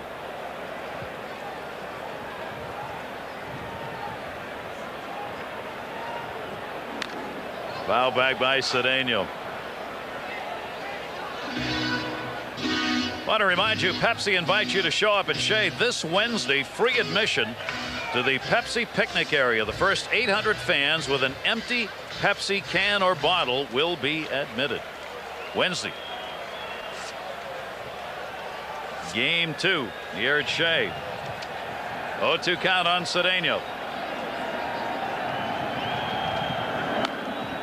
Gets away. Leiter's going to stay at first base.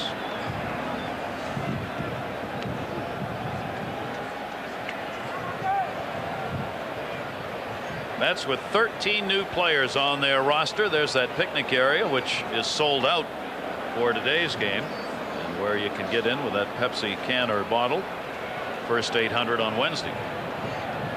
Bobby Valentine working players in and out of the lineup during the spring. Swung on and missed. Cedeno's retired. 5 strikeouts for Vallone. We're in the 4th inning. Number 12, Roberto Alomar.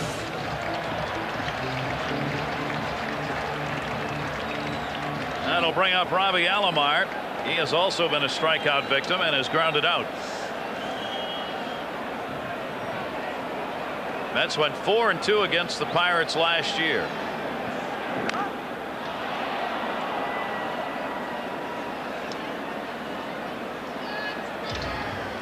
Well,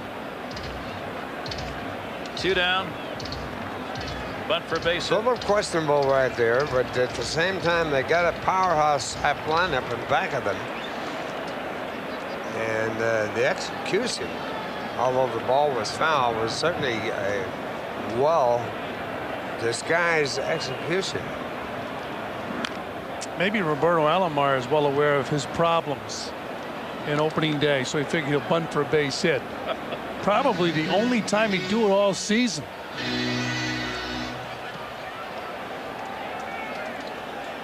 hitless in his last 17 at-bats on opening day. Longest current drought for any player in the major leagues. Hard to believe because Alomar is such a good offensive player. Malone's 0-2 pitch swung on and missed. Well, one of the things talked about in the offseason was the Mets are going to score runs, but what about the strikeouts? Where will they fit in? Well, Malone's got 6 of them, but Payton's got the homer, and the Mets have the lead. Fran Healy and Ralph Kiner, I'm Gary Thorne, and great to have you with us here for opening day. First broadcast ever of a Mets game on the MSG Network. 50 on MSG, 50 on Fox Sports Net, and 50 on the WB11 this year. Tuesday and Wednesdays all year will be MSG ball games. And right now a 4-1 Met lead here in the opener with Al Leiter looking for the opening day win. And the off-speed pitch is in for a strike. Pokey Reese. Right here you see the release point of Al Leiter in the first inning and also in the 4th inning. Looks about the same to me. And that's good. Fouled off. One thing about pitchers, when they drop down, they usually get wild high, especially if they're fastball pitchers. If anything, he's up a little bit. A little bit up, maybe. A lot of times the pitcher rushes. He's trying to throw so hard, he rushes his body out there. The arm doesn't catch up, and consequently, the ball is high and out of the strike zone. Dallas never had an opening day win. It is his 3rd career opening day. All of them coming of the Mets. He's 0-1 in opening day starts. 1 ball, 2 strike count.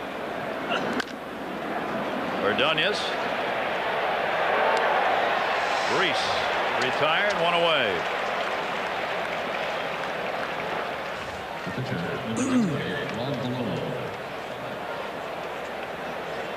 Mets with the jackets on today with that breeze blowing, and John Franco on the left, starting the season, of course, on the DL.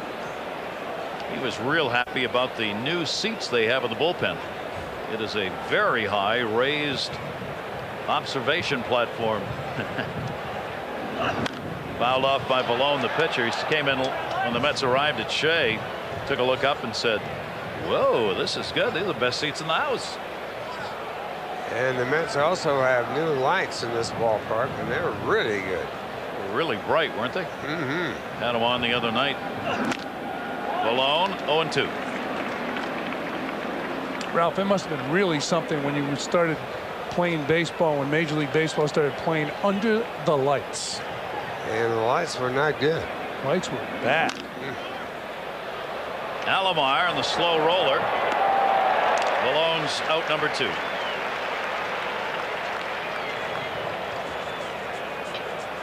The center fielder from the 13, Adrian Brown. Leiter's got a chance again for the 1-2-3 inning. The only time the leadoff batter reached was in the 3rd when the Pirates scored their lone run. Adrian Brown is flied out and popped out. 28-year-old center fielder.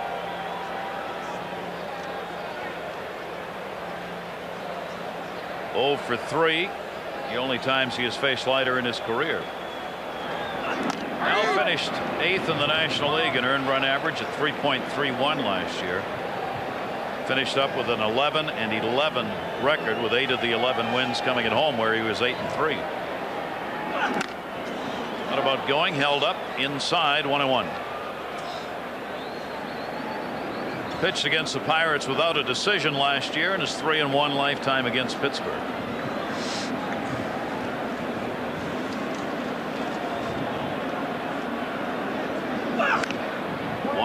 Jammed, and a 1 ball 2 strike count.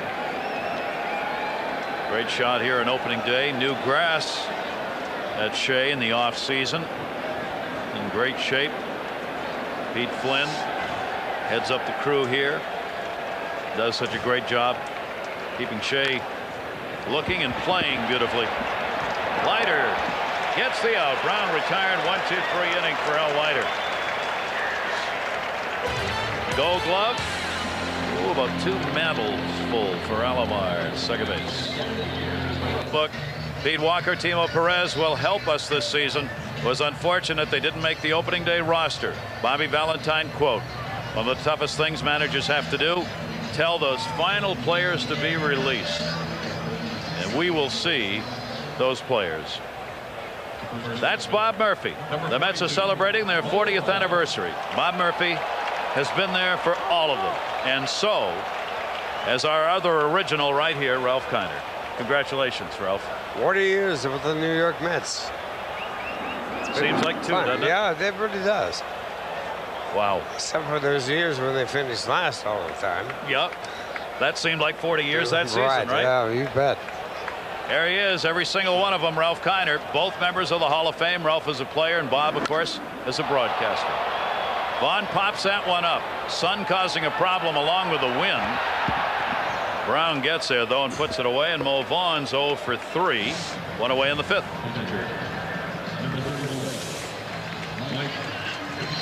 Right here, the center fielder with the glasses down has a better shot at this ball. Left fielder Rios really couldn't pick that ball up, Paul. Well, it's a great shot of how tough it is out there with that sun. Sunglasses down, glove up, and you still have to peek around the sun to make the catch. Mike Piazza. RBIs today. Payton's got 2. Ordonez 1 and Cedeno 1. Wouldn't you know it? None of the middle part of the order has picked up an RBI in this 4-1 Met lead. Which, as far as the Mets are concerned, be perfectly all right. All the help you can get. Piazza. You won't see him swinging a bad pitch like that very often, but Malone got him to chase 0-2. Mike Piazza, a power hitter, hits for average, and a tough guy to strike out. Great patience at the plate. The 0-2 delivery. Close, missed outside. 1 ball, 2 strike count at Piazza.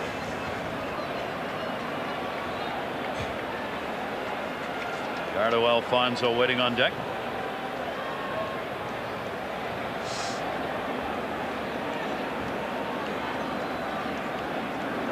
The 1-2's outside. Malone working out of that third base side of the rubber. It's not the way he started pitching in the game, is it? I didn't follow that. I don't know. Short hop to third. Good play by Ramirez. Piazza's retired. 2 down. Well, Piazza's hitting the ball the best. He's usually prone to getting jammed. He got jammed here today and got a base hit. Pretty good swing right there, Ralph. Look at that. He's right on top of that ball. Of course, when you work on the third base side of the pitching rubber, you are usually trying to pitch inside. Piazza out of there. And Edgardo Alfonso 2 for 2. 3 for 3. Mets are going to be loving this. Edgardo Alfonso's 3rd single of the day. Well, Fonzie, the big thing for Fonzie is he's able to turn on that ball with that bad back and hit the ball hard into left field. He looked good in spring training swinging the bat. He was hitting a long ball, and today he's got 3 hits, and right there slaps that ball into left field. Him being unhealthy last year really hurt this ball club. What do you think? He's healthy. Jeremy Burnett's 2 down. Burnett's hit by a pitch and scored and has grounded out. He's had more good swings in this game than he had maybe in the season last year. That back was really a problem. Point well taken. 100 pitches thrown by the starter for the Pirates, Ron Vallone. Now they have had the bullpen active once, and here comes Spin Williams. 6 hits, 4 runs, 37 out of the strike zone, 63 in it for Ron Vallone, the non-rostered player who made this team and ended up being the opening day starter. They are missing their #1 pitcher, Chris Benson. Elbow problem. He's going to be out probably until May. If was out all last year. Yep. And as we said, they only have one starter back in their rotation from last season for the Pirates this year, and that's Jimmy Anderson, who was the other who might have started this game but did not. You know Williams went out there to check after throwing 100 pitches as to whether or not Vallone feels he can keep her going here. Jeremy Burnett's home run power, 30 or more homers, 4 consecutive years for Burnett's. High-speed pitch up high. Keep in mind, a lot of signs going on around out there. You get the infielders with signs. You take it. I take it. You get the catcher giving the signs. A lot of times they play off the signs. Benjamin says he'll take it.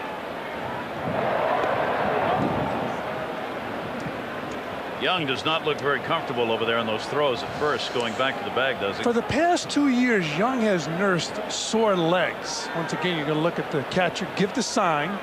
Benjamin and Reese looking in. Benjamin calling the shots. Reese looking over, taking the sign from Benjamin. But Young has been nursing bad legs for 2 years, and he finally feels healthy. He had a decent spring, and he's more comfortable now because his legs are healthy. About 6'5", 225 pounds. He's in good shape now. 2-0 count on Jeremy Burnett's. And Vallone's delivery to him, foul tipped. And it's 2-1. Vallone trying to stay away from the inside of that plate. Payton on deck. Because Burnett's can pull it. The wind's blowing out towards right. Well, the left-hander can get one up in the air here. You got a shot at it today. Payton has already had a homer the other way. Alfonso behind Young at first. Well, Bobby Valentine uses that move right there when a left-hander doesn't have a good move to first base. I like it when the first baseman's as big as a Mo Vaughn or Kevin Young, because you can block the view of the base runner. Maybe his hesitation because he doesn't get a good view. He doesn't get a good jump off first. Right there, he's not blocking his view. I'd move out a little more. Swung on and missed. 2-ball, 2-strike count on Jeremy Burnett's. I think the jury is still out on that, whether or not it's effective. You're not going to pick very many guys off first base with the first baseman going backwards. And Alfonso drawing throws is not a threat to steal here. I'm really kind of surprised they've made this many throws over to first base. There are 2 down as well, and Vallone's thrown over 100 pitches, so you think he might want to go after the batter and try and get out of this thing. Especially a left-hand hitter, you got him 2-2. I'd throw him a breaking ball. Lefties hit 250. Runner goes here, and it's fouled back off Vallone last year. He threw him the breaking ball, and he fouled it off. But if you get a guy who strikes out a lot, more than likely a lot of his strikeouts are on breaking ball. Here's the jump off first. That's a pretty good jump. Fonzie told himself, I'm going, and that's a big jump. Of course, Burnett with 2 strikes has to swing that bat.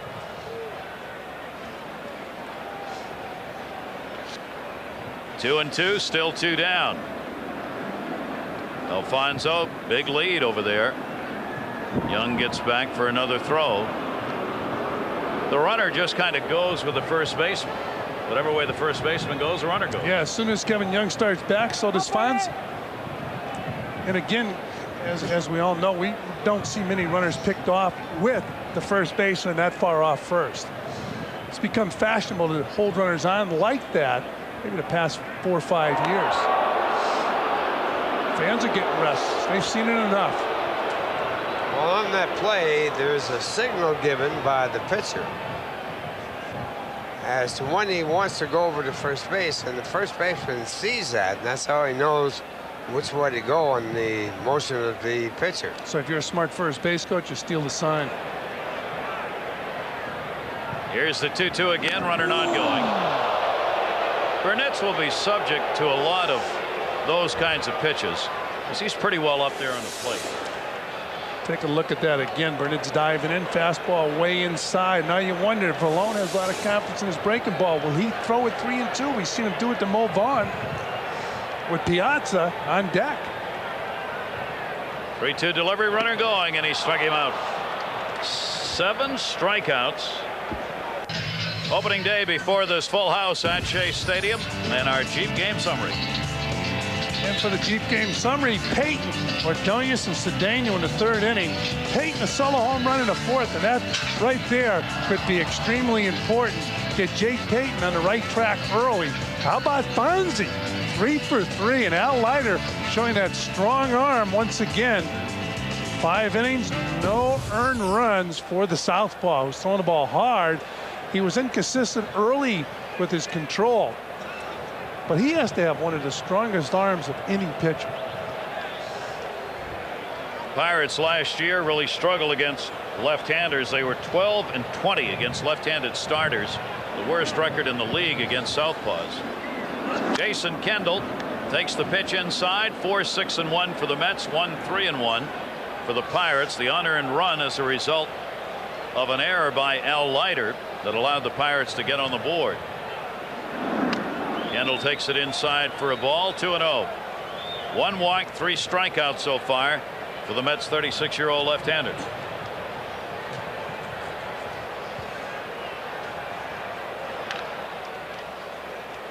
Two and 1.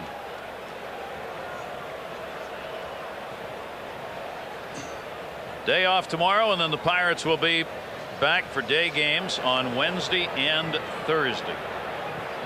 And tickets are available for those games. 2-1 delivery. Right field, Jeremy Burnett. Kendall retired, 1 away.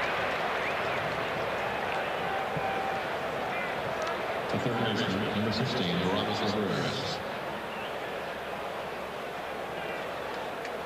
Aramis Ramirez, 0 for 2. He is grounded out and struck out. Ramirez still looking for first hit of his career off the left-hander Al Leiter.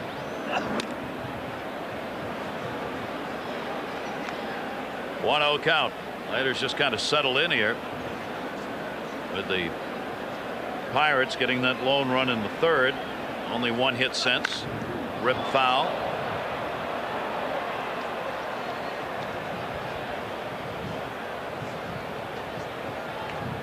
Getting ready for the season. Well-dressed fans. The retired number.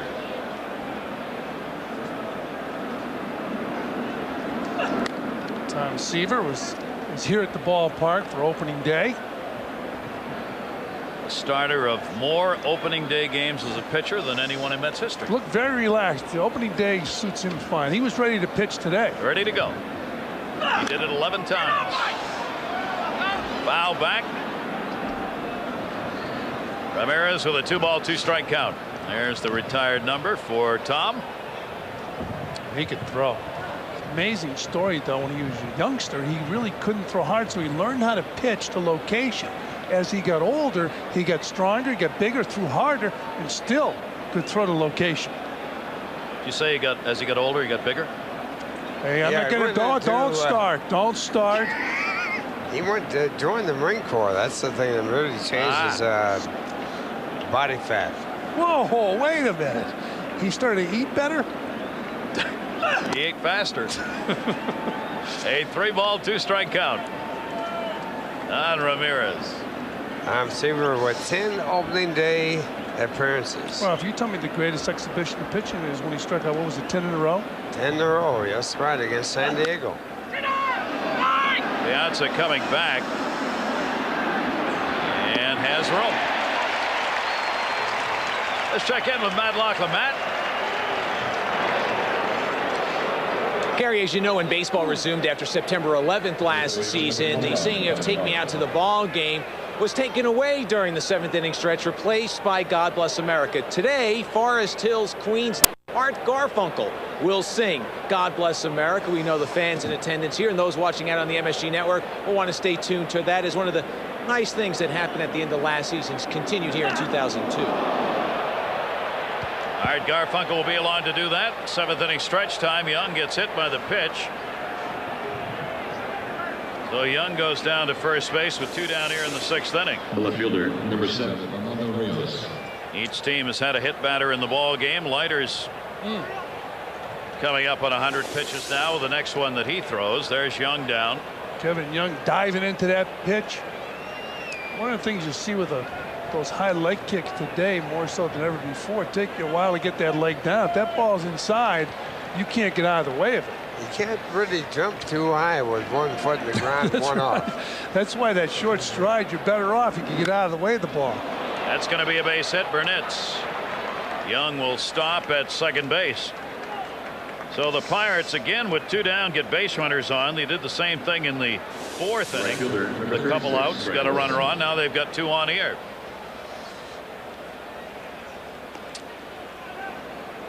Ball hit hard in the right field. You see Kevin Young stopping at second base. So Pirates now runners on first and second with 2 out. That's with a 3-run lead. That will bring up Craig Wilson. He's had 1 of the 4 hits off Al Leiter today. Last time up a single in the 4th inning. Pirates have runners at first and second, 2 down, with the Mets leading at 4-1. And Wilson takes it up high for ball 1.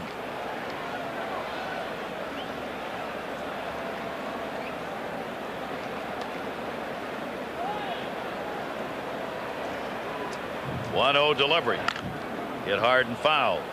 As Fran mentioned earlier, Wilson has home run power with the pinch hit home runs he had last year. 7, tying the record, major league record, that had been set by Dave Hansen in 2000 with 7. And those 7 home runs, I'm sure, will get him an opportunity to play every day. If you're older, they pretty much pigeonhole you as a pinch hitter. But if you're a young player, they try to get you in the lineup. And he is 25 years old. In 88 games, he hit .310 last year, his first major league season, and did have 13 home runs, 32 RBIs. Not bad. They're going to find a spot for him, especially with a ball club like the Pirates. 2 ball 1 strike count, 2 down, runners off first and second. Leiter comes inside to him, and a 3 ball 1 strike count. And the Mets bullpen, as Leiter goes past 100 pitches, gets active. Kane Davis and David Weathers.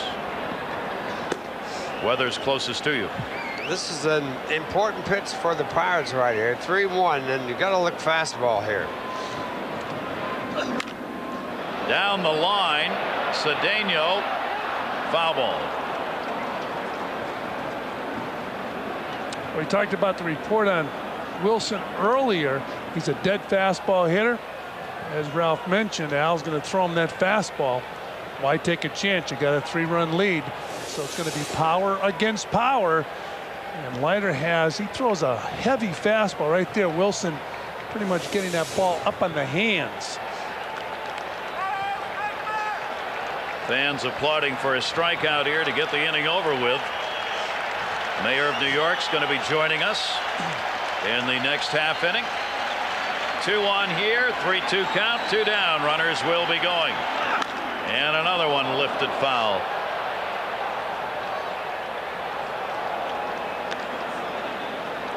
Leiter getting the ball in on those last 2 pitches to Craig Wilson. Usually when Al Leiter gets a ball in on a hitter, he's breaking their back. Wilson pulled that ball way foul. That means he's a fastball hitter right there. Mets play him deep. 3-2 with the runners going. And Wilson goes down swinging.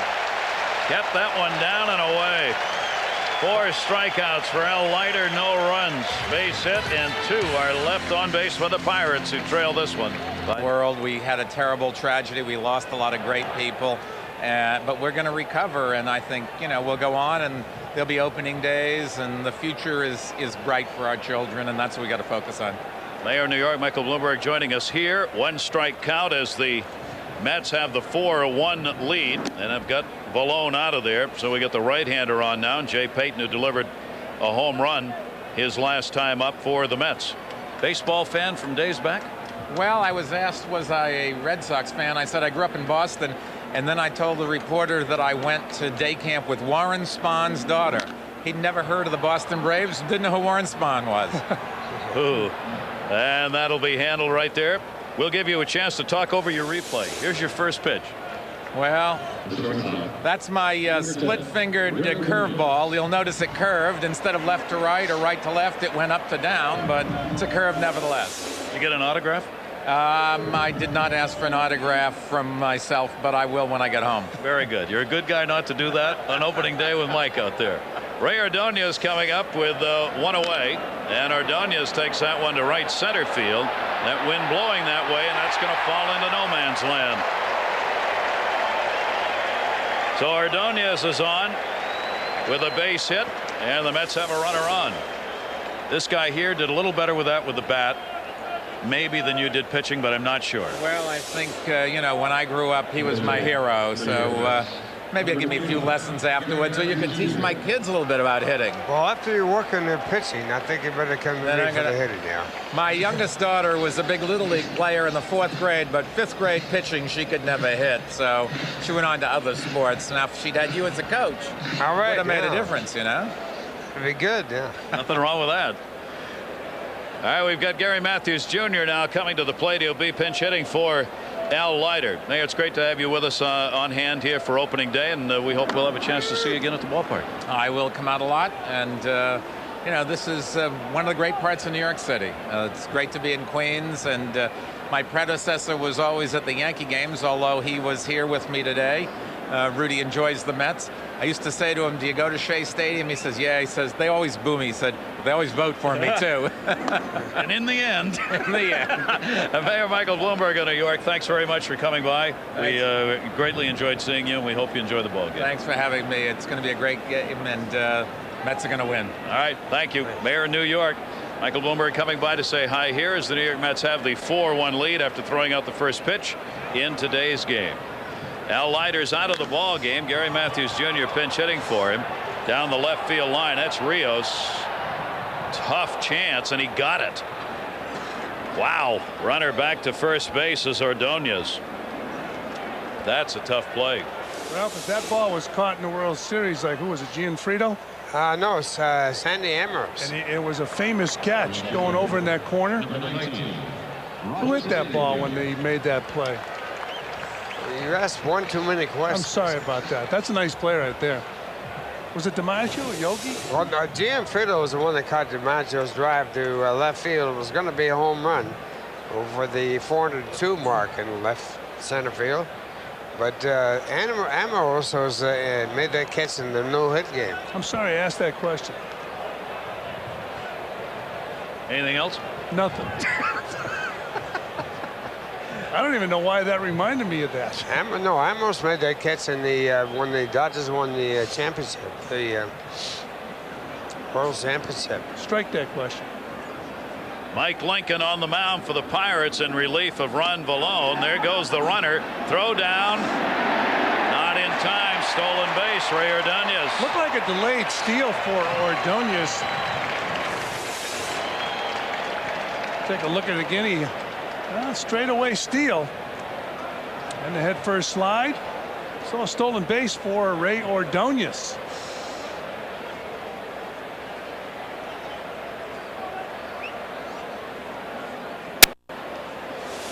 Got in there with a hand tag of the bag. And Ordonez gets himself in scoring position with 2 down now against Mike Lincoln, the right-handed reliever. Mets up 4-1. And a pitch taken for a strike on the inside corner as Cedeno turns around to bat the other side after facing the lefty. David Weathers still up in the bullpen. I think I have to guess on who made the catch by hitting the ball. Yogi Berra, I think it was. Was it Yogi? Yeah. Lincoln with a 1-2 delivery.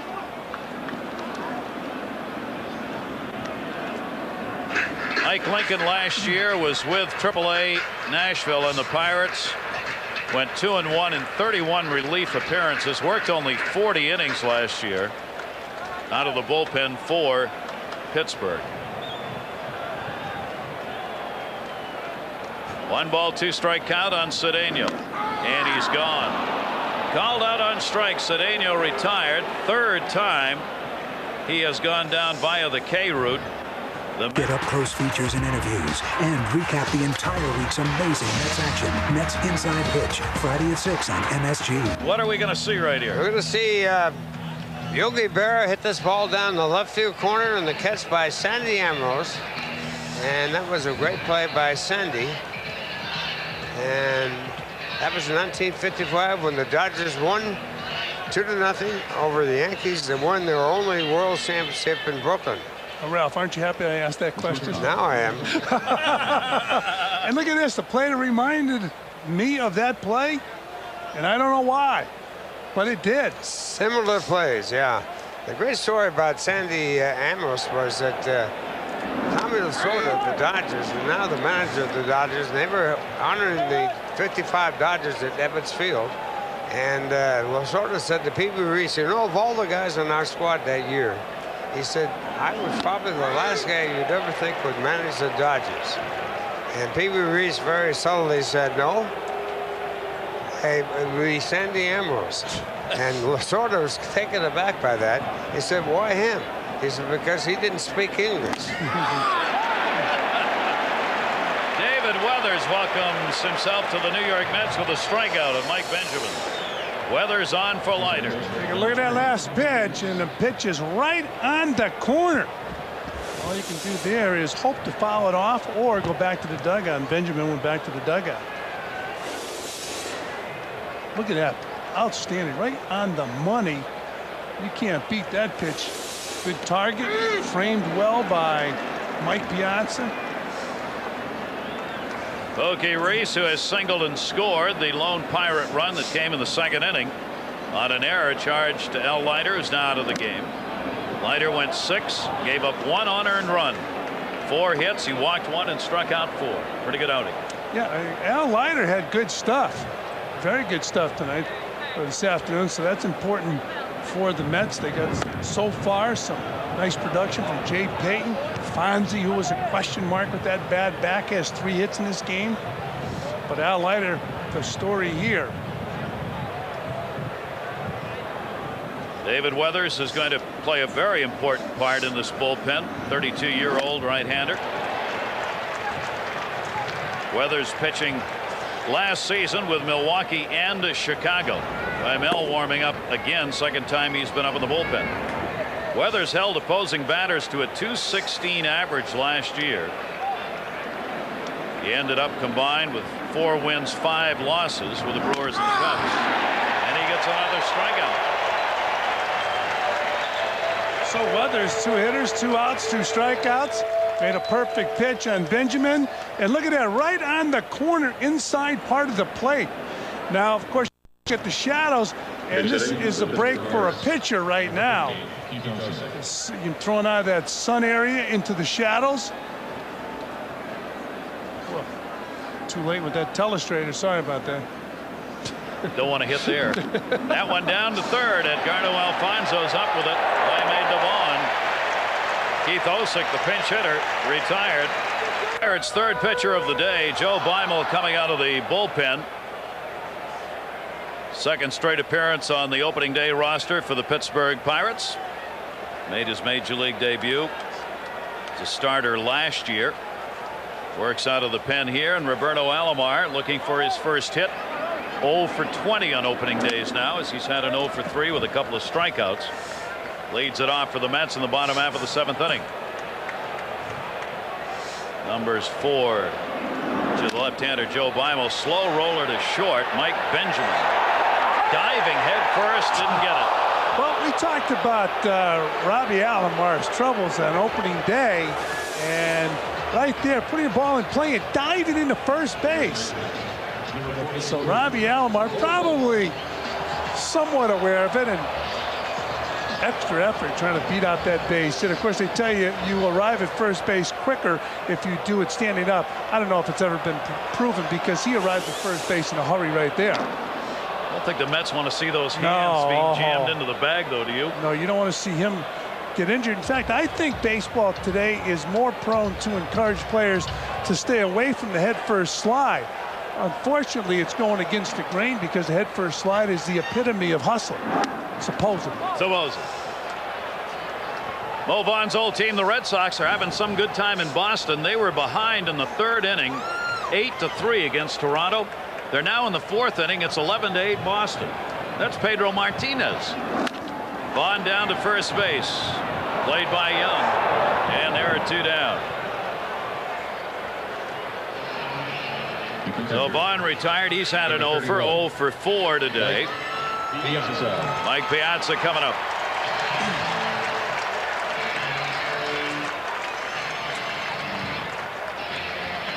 And you take a look at our Mercedes-Benz batting average active career leaders. You see Todd Helton, 334, Garcia Parra, 332, Mike Piazza in the top 5. How unusual for a catcher to be in any category like that, especially the batting average category. We're talking about getting hit by a pitch. We have the note today that Piazza hit 4 times during the spring. Has never been hit by more than 3 pitches in any season. But he got hit 4 times in spring training this year. And then, of course, made the point on that last one when he got hit of going after the pitcher that did it. 2-0 delivery. And that one misses from Weimel. Mike Lincoln worked an inning, gave up 1 hit and struck out 1. Vallone went 5, 4 runs, 6 hits, 2 walks, 7 strikeouts for the starter Ron Vallone. And Piazza's on. Well, a game we televised from Florida. Here it is, Mota hitting Piazza. And Piazza sat in the dugout, waited for Mota to be removed from the ball game, and then started walking down the first baseline with him, and all of a sudden wanted to get closer so he could hear him, so he grabbed him by the neck. Can you do this? Still haven't had the official word from Bob Watson on whether anything will happen. I mean, the likelihood is no. I'll tell you, Bob Watson must be upset. He was overruled on a decision he made. So the judge was overruled. So here comes the judge. Doesn't matter anymore. There goes the judge. Bob Watson, very nice guy. Outstanding player and would be a great judge. Is that a promotion that you're asking for? Yeah, for Bob Watson. I thought so. Pitching change. Weimel out of there, and the right-hander coming on as Edgardo Alfonso will be up with Mike Piazza on at first base after drawing the walk. The Mets have the 4-1 lead against the Pirates here in the opener.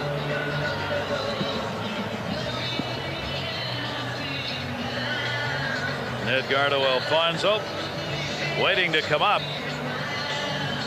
Is looking for a 4-hit day, Fran, as he's had 3 singles already in the ball game and has scored a run. Well, Fonzie, as Gary mentioned, picking up 3 hits. Right there, he muscles that ball into the outfield. In the 3rd inning, they throw him down and in. He hits a looper in the left field. And then later on in the ball game, in the 5th inning, he takes his pitch and it's a bullet in the left field. So Fonzie's got his stroke down here opening day at Shea. He has had as many as 6 hits in a ball game in '99 at Houston. Had a career high 6-hit day. I'm sure, Gary, that, you know, when somebody has an off year like Fonzie had last year, especially when you have a back problem, you know, you have some doubters, you know, whether or not that back is that bad. And maybe a player's getting older, who knows. So I'm sure the Mets were concerned, but Fonzie comes out swinging this year. He worked out hard all winter long. And he came out hammering the baseball here in the first game in front of a full house at Shea Stadium. We haven't got the attendance number yet, but 54,000, I would think, or more on hand here today. Sellout crowd. This should be an exciting ball club all year round. And if they can keep the team healthy, they should have a good ball club. They got the new faces. They got the old face right there, Fonzie, coming on strong. And if Fonzie can put together a year like he had 2 years ago, he was maybe the best all-around hitter on the Mets club 2 years ago. He will face Sean Lowe out of the bullpen. Pitched with the White Sox last year, was 9-4, 11 starts and 45 appearances. Had an ERA of 3.61, 71 strikeouts, 32 walks last year. Sean Lowe on the mound. Piazza's at first, 2 down. Taken the other way and towards the line by Edgardo Alfonzo and in the seats.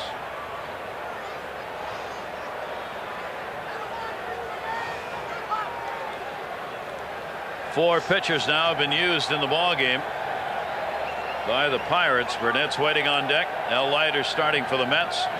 1 unearned run over 6 on 4 hits. Pitcher of record for the Mets. Vallone the same for the Pirates. Alfonzo takes the breaking ball. Didn't go after that one. 1-1. 4 runs, 7 hits for the Mets. Lloyd McClendon, second season manager of these Pittsburgh Pirates.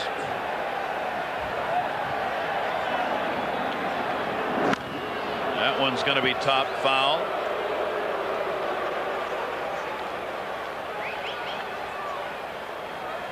Pirates have had 9 consecutive losing seasons. When they were good, they were very good. But when they're bad, they don't try to be good. 100 losses. Oof. And the teams Ralph Kiner played for really struggled. Ralph was the big drawing card. There's Bill Verdon, who was an outstanding center fielder.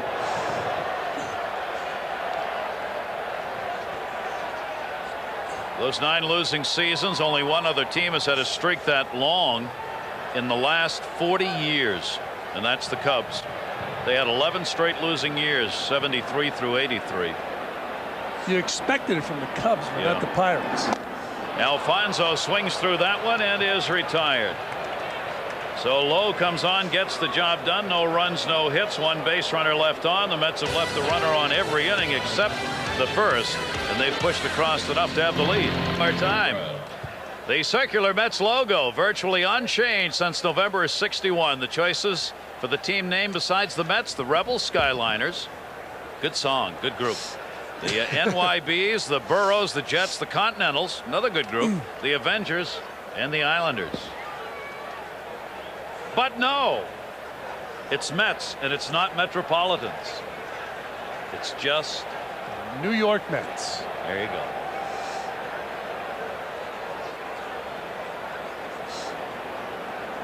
David Weathers retired the side in order in the 7th inning. He'll stay on the mound here. Adrian Brown, leadoff batters, 0 for 3. The Pirates have had 4 hits in the game, and they've all been singles. They've left 5, only 2 in scoring position in the game, with the Mets having the 4-1 lead. 1 ball, 1 strike count from David Weathers. It's a little easier to pick up that ball from the pitcher now because the shadow's all the way out there. Where is he? I don't know. You can't see the pitcher, but you can pick up the ball a lot better. Here's the 1-1 delivery, fouled back by Brown. But certainly the Mets got a great day for opening day. The weather, they were predicting some rain, but boy, oh boy, what a day it's been. They're hoping for the same on Wednesday and Thursday afternoons here at Shea. So if you're thinking of coming out, come on out and take a look at the new faces with the Mets. 61 degrees at game time. Lots of sunshine. Warmer in the sun. Big 2 ball, Mo. 2 strike count. Big Mo, one of the new faces. Robbie Alomar. Cedeno, relatively new.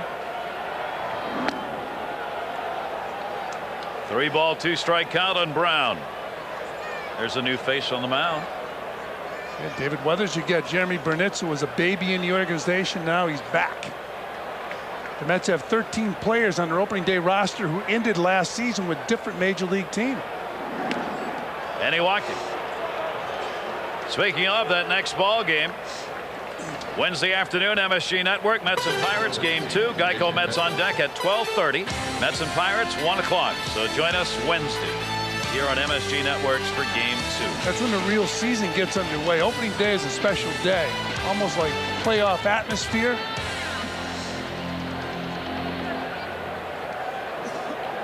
And by the way, the starters will be Steve Traxel against Kip Wells Wednesday and Thursday afternoon. Play will go to first. Sean Estes and Jimmy Anderson. Weathers gets the out. Brown goes down to second base. Well, you got to go for the sure out when you have that 3-run lead. Did he have a shot at second base? Yeah, he had a shot, but you go for that sure out.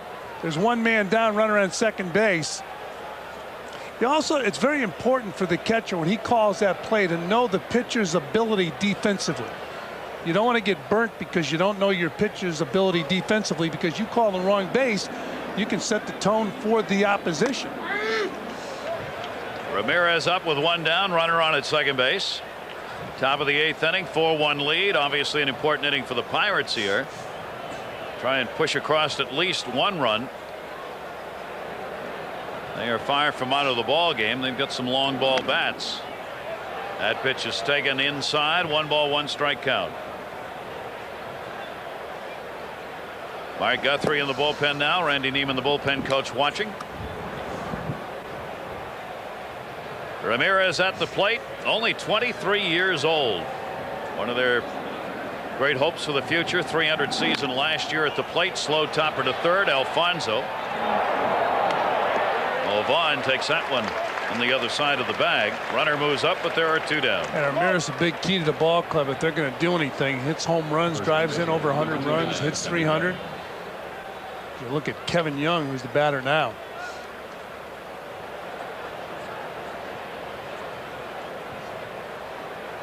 Well, you see the Braves on top of the Phillies 7-2. So Tom Glavine gets the victory. Greg Maddox did not pitch in that ball game. I wonder how Scott Rowland did. I wonder if he and Larry Bowa were hugging or wrestling. That's going to be an interesting story all season long. Got to believe they start out poorly and Rowland starts out poorly. It's going to get really ugly, huh? And of course, he turned down an offer of at least reportedly it was an offer of $140 million over 10 years. Boy, oh boy. Must be nice to be able to turn that down. Take a look at that last pitch. Look at the way Mike Piazza catches that ball, gives the umpire a good shot at it. 0-2 delivery by Weathers, and Young, who has struck out twice already, fouls it back to keep it at 0-2. You know, a lot of the catchers who have caught years ago, you were taught to receive the ball with soft hands. Today, and I think it's even better today, because they go out there with that stiff arm and they catch that ball and give the umpire a shot out in front.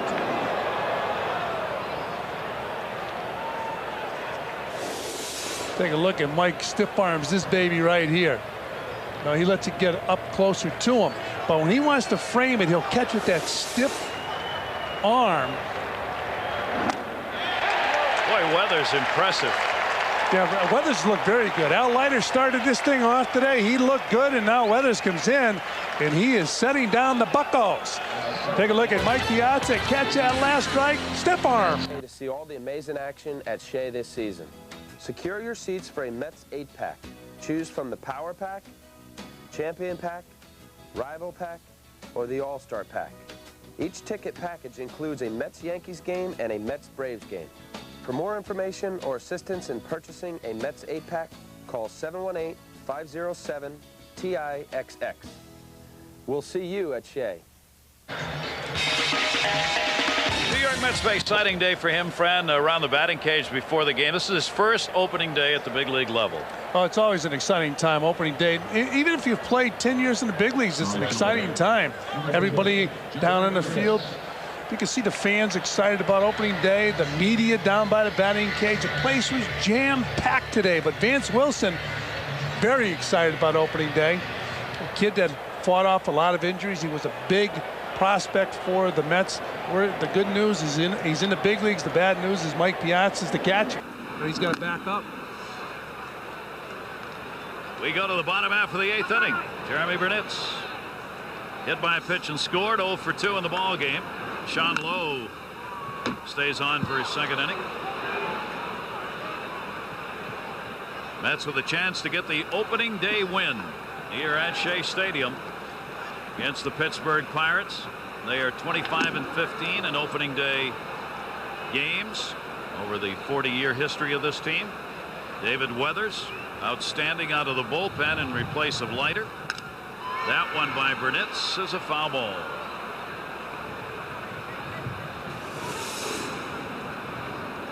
Well, Jeremy Burnitz knows one speed, long ball speed. Look at that swing. Never cheats himself. Whew. Those big cuts.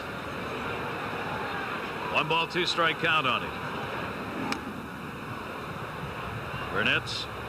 Just about everybody's had a shot at striking out in this game. How about this guy? Piazza hasn't done it. How about Jay Payton, a home run this afternoon?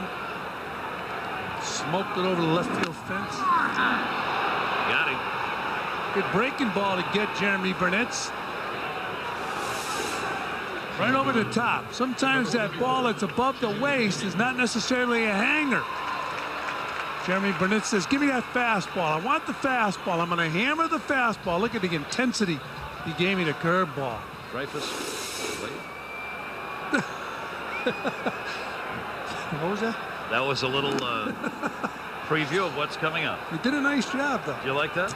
Hit the wrong cough button. But there's nothing wrong with that. It's opening day.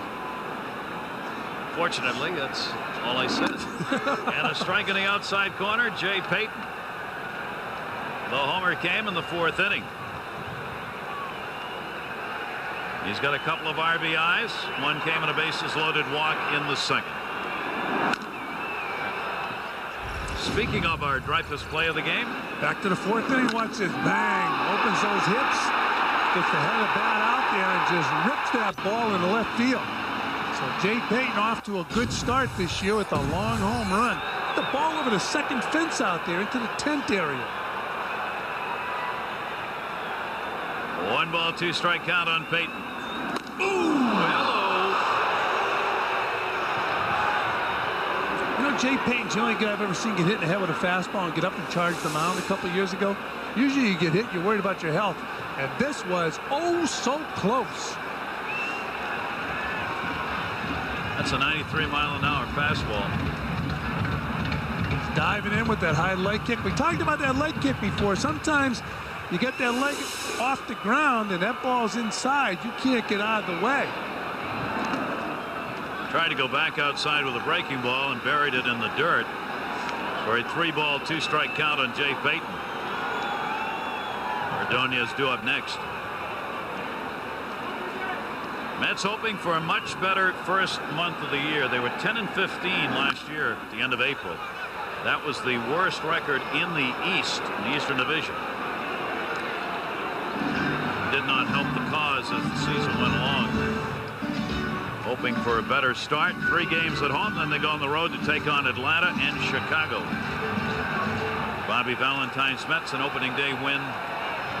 Great way to kick it off, and they're up 4-1. Another one high, and he walked it.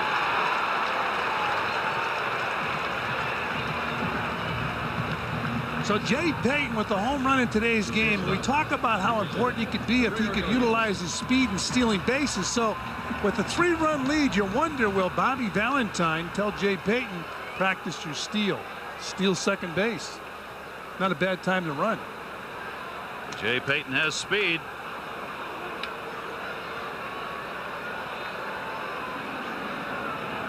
Not a big lead at first right now as Young throws over. It's funny, he has that great speed. Might be the fastest runner on the team, say a 100-yard dash, but it takes that gambler's mentality to be a base stealer. You can't be afraid to take a chance. Only 4 stolen bases last year in 104 games. And he's only a step off over there right now. Boy, if the Mets could pour on the speed with Cedeno and Alomar and throw Payton into the mix, you put that opposition on their heels defensively. Ray Ordonez. How about this, friend? The attendance today, 53,734, is the largest opening day crowd in franchise history. Great turnout for the Mets. In this place, you can't get another seat. And a huge crowd on hand for the opening day of a team that has 13 new faces. Ordonez takes it inside. 53,734 here today. That's Mark Johnson waiting on deck. He'll be the pinch hitter coming up for Weathers. And the Mets blessed with a very decent day weather-wise. Big house. 2-0 count on Ordonez with a 1 down. Payton at first. That's going to fall in for a base hit. Brown up with it will hold the runner. So the Mets have 2 on and 1 down here in the 8th. Highlights. What was that? We got a shot of LaGuardia Airport. Nice shot.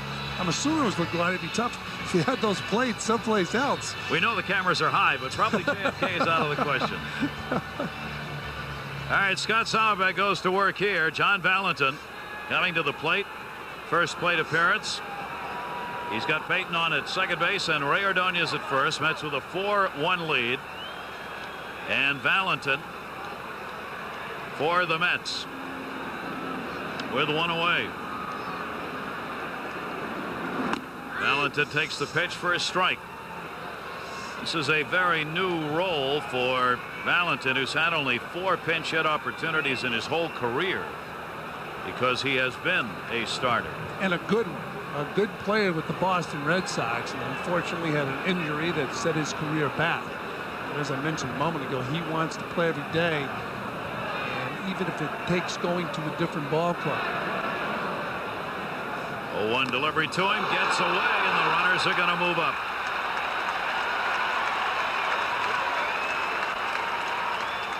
So Kendall reaching for it, hit the glove and bounces away, and the base runners move up. Last pitch off the glove of Jason Kendall. Kendall with the knees on the ground. Had a tough time getting up high enough to make the grab. So now you got Valentin with runners on second and third. Cedeno's on deck. Ruled a wild pitch. You saw Kendall start to move towards the inside part of the plate, and the ball went the other way. Infield moved in, 1-1 delivery. Again up high and away, 2-1. Surprising he scored a wild pitch, really. Puts 2 in scoring position for Valentin now.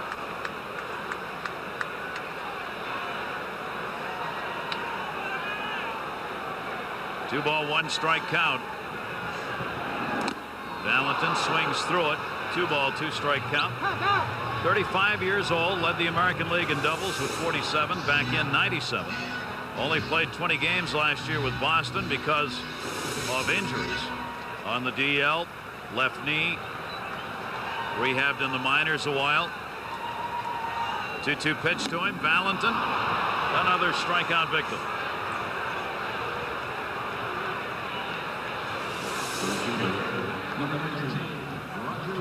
Valentin out in front on an off-speed pitch. So runners still on second and third, and 2 men are out, and Roger Cedeno with good speed is the batter.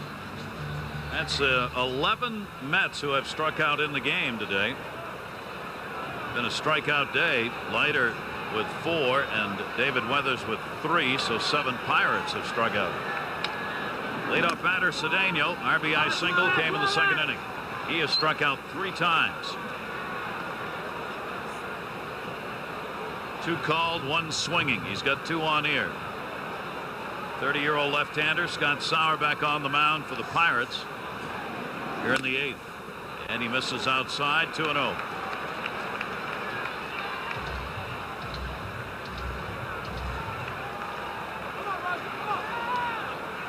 Cedeno's got the RBI opportunity right here. Put this ball game all but put it away for the Mets. 3-0. I don't think you work around Cedeno to get to Alomar. No, Alomar on deck. Cedeno with good speed, the batter batting from the right side of the plate. You better take your chances with Cedeno right now.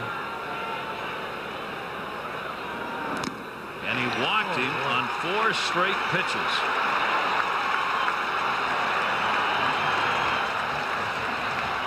Roberto Alomar, bases loaded. Spin Williams on his way to the mound. I'm assuming all he's going to do is try to calm the southpaw down. Best way you can do it, you walk out and say, don't worry about it. You're going to face one of the best hitters in the game with the bases loaded. But just take a deep breath. Comforting thought, huh? Oh, boy. Gotta take a look at Blimpie. American League scores. Look at that game, friend. 5th inning. 22 runs.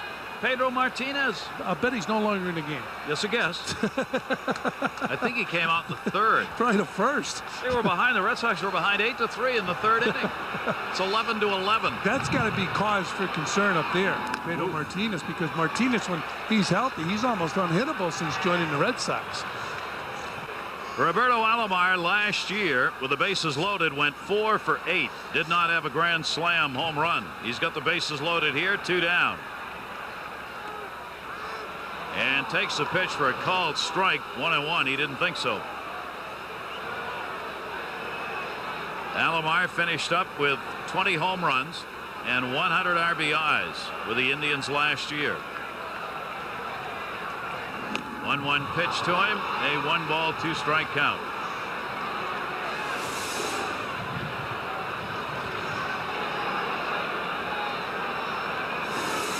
Not close on that one.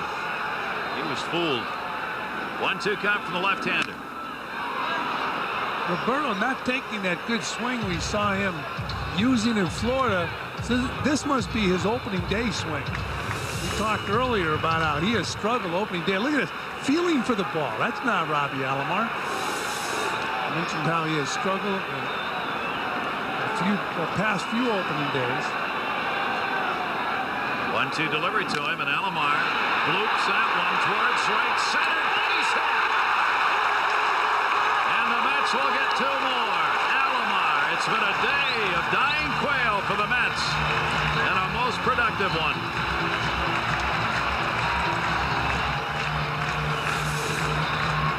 As Gary mentioned, a lot of looping balls dropping in today, and this one off the bat of Robbie Alomar to drive in 2 big runs. Hokie Reese going out and getting that ball, but the Mets scored 2 more times. You'll take a look at Matt Galante, third base coach, waving him in and holding him up. And Big Mo's the hitter. A 6-1 lead now for the Mets. Mo Vaughn finally gets out of that 0 for 21 on opening day. Alomar, rather, and gets 2 RBIs. Mo Vaughn. Vaughn's had the 0 for today, 0 for 4. Fans want to see the long ball. They're all standing and chanting Mo. Runners at first and third. He's got a chance of being a very popular player here in New York. I love the big fella.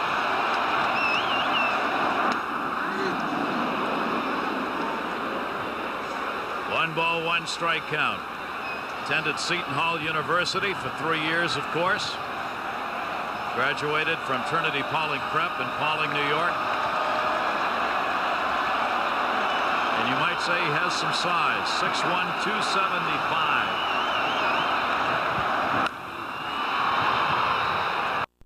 1 ball, 2 strike count on Vaughn.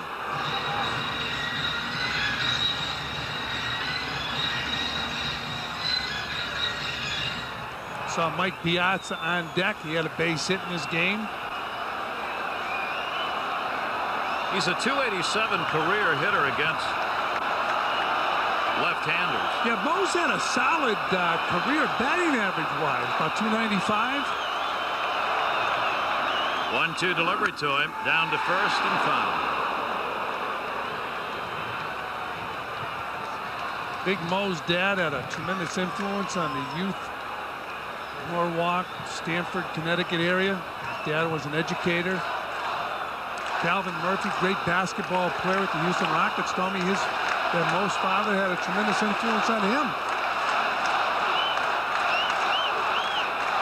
Mo's dad coached against Bobby Valentine when Bobby was a schoolboy standout in Connecticut in football. 1-2 delivery to him. Look out. ripped back into the seats.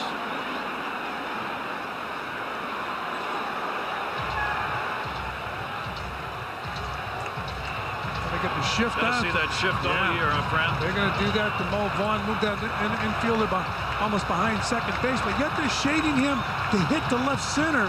The center fielder's move. That's a pretty interesting alignment right there. Shortstop is playing him to pull.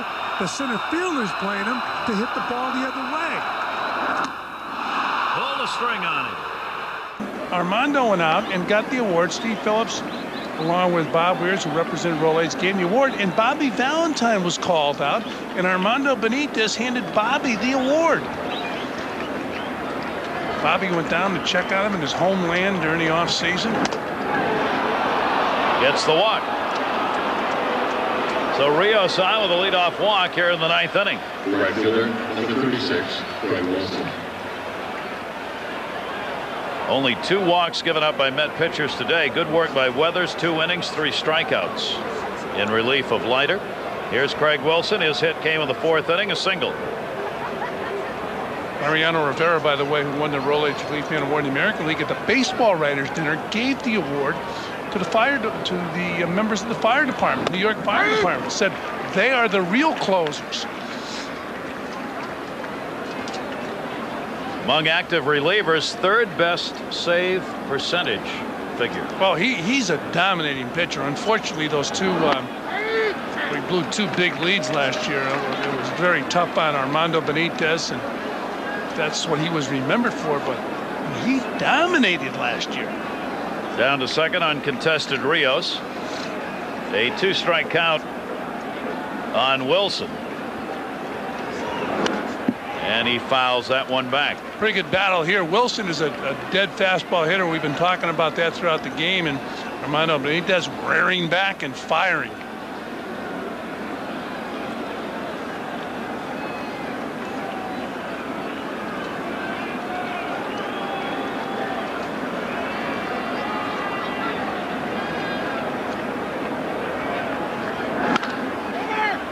Mo Vaughn, pitcher Benitez covering.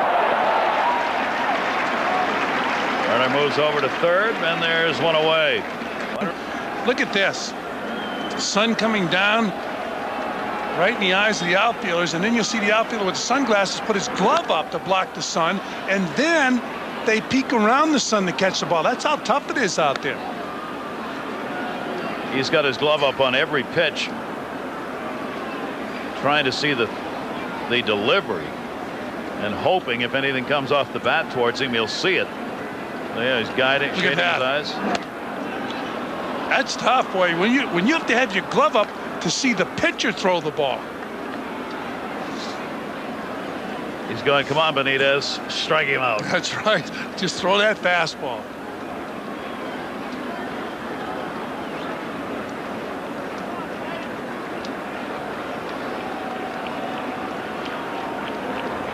That's a great shot. And of course, a fly ball, but to left. Cedeno's got it. Runner will tag. Rios will score. Nunez gets the RBI and a sac fly. Sun not as tough on the left fielder now, but we saw Cedeno out there earlier fighting off that sun. And our shot from our super cam. Look at that. Cedeno, no sunglasses. He said, this is a piece of cake. So the MSG super cam watches the ball right into the webbing of the glove. Amazing one. You know, it's from last year, those 2 outings against the Braves, but now they're behind them as they all stand here at Shea Stadium cheering them on. Mets need him. One of the most dominating relief pitchers in all of baseball. Armando Benitez trying to finish it up. 43 saves out of 46 last year. This is not a save. 3-2 delivery. Popped up. Ordonez, Alfonso. Oh! Somebody, and then nobody. Yeah, somebody heard something that wasn't said. I think it was, I got it.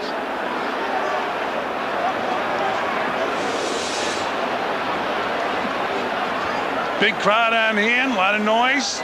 You know, it looked like Ordonez was yelling to Fonzie. That's what happens when you just don't understand Spanish. Not there. That's not a problem. So Benitez going to try and do it again. 3-2, 2 down. And he got him, and the Mets win it 6-2. Well, in front of a big crowd, Armando Benitez comes in and shuts the door. Al Leiter, opening day pitcher, gets the victory. David Weathers came in, throwing the ball well. The offense was in pretty good form today. Home run by Jay Payton, 3 hits by Alfonso, and Bobby Valentine looks too relaxed. He's probably been relaxed throughout the ball game, knowing Al Leiter had that ball. So Al Leiter now 1-0 on the season. Mike Piazza with the hit. That guy right there had a long home run over the second fence out there in left field into the tent area.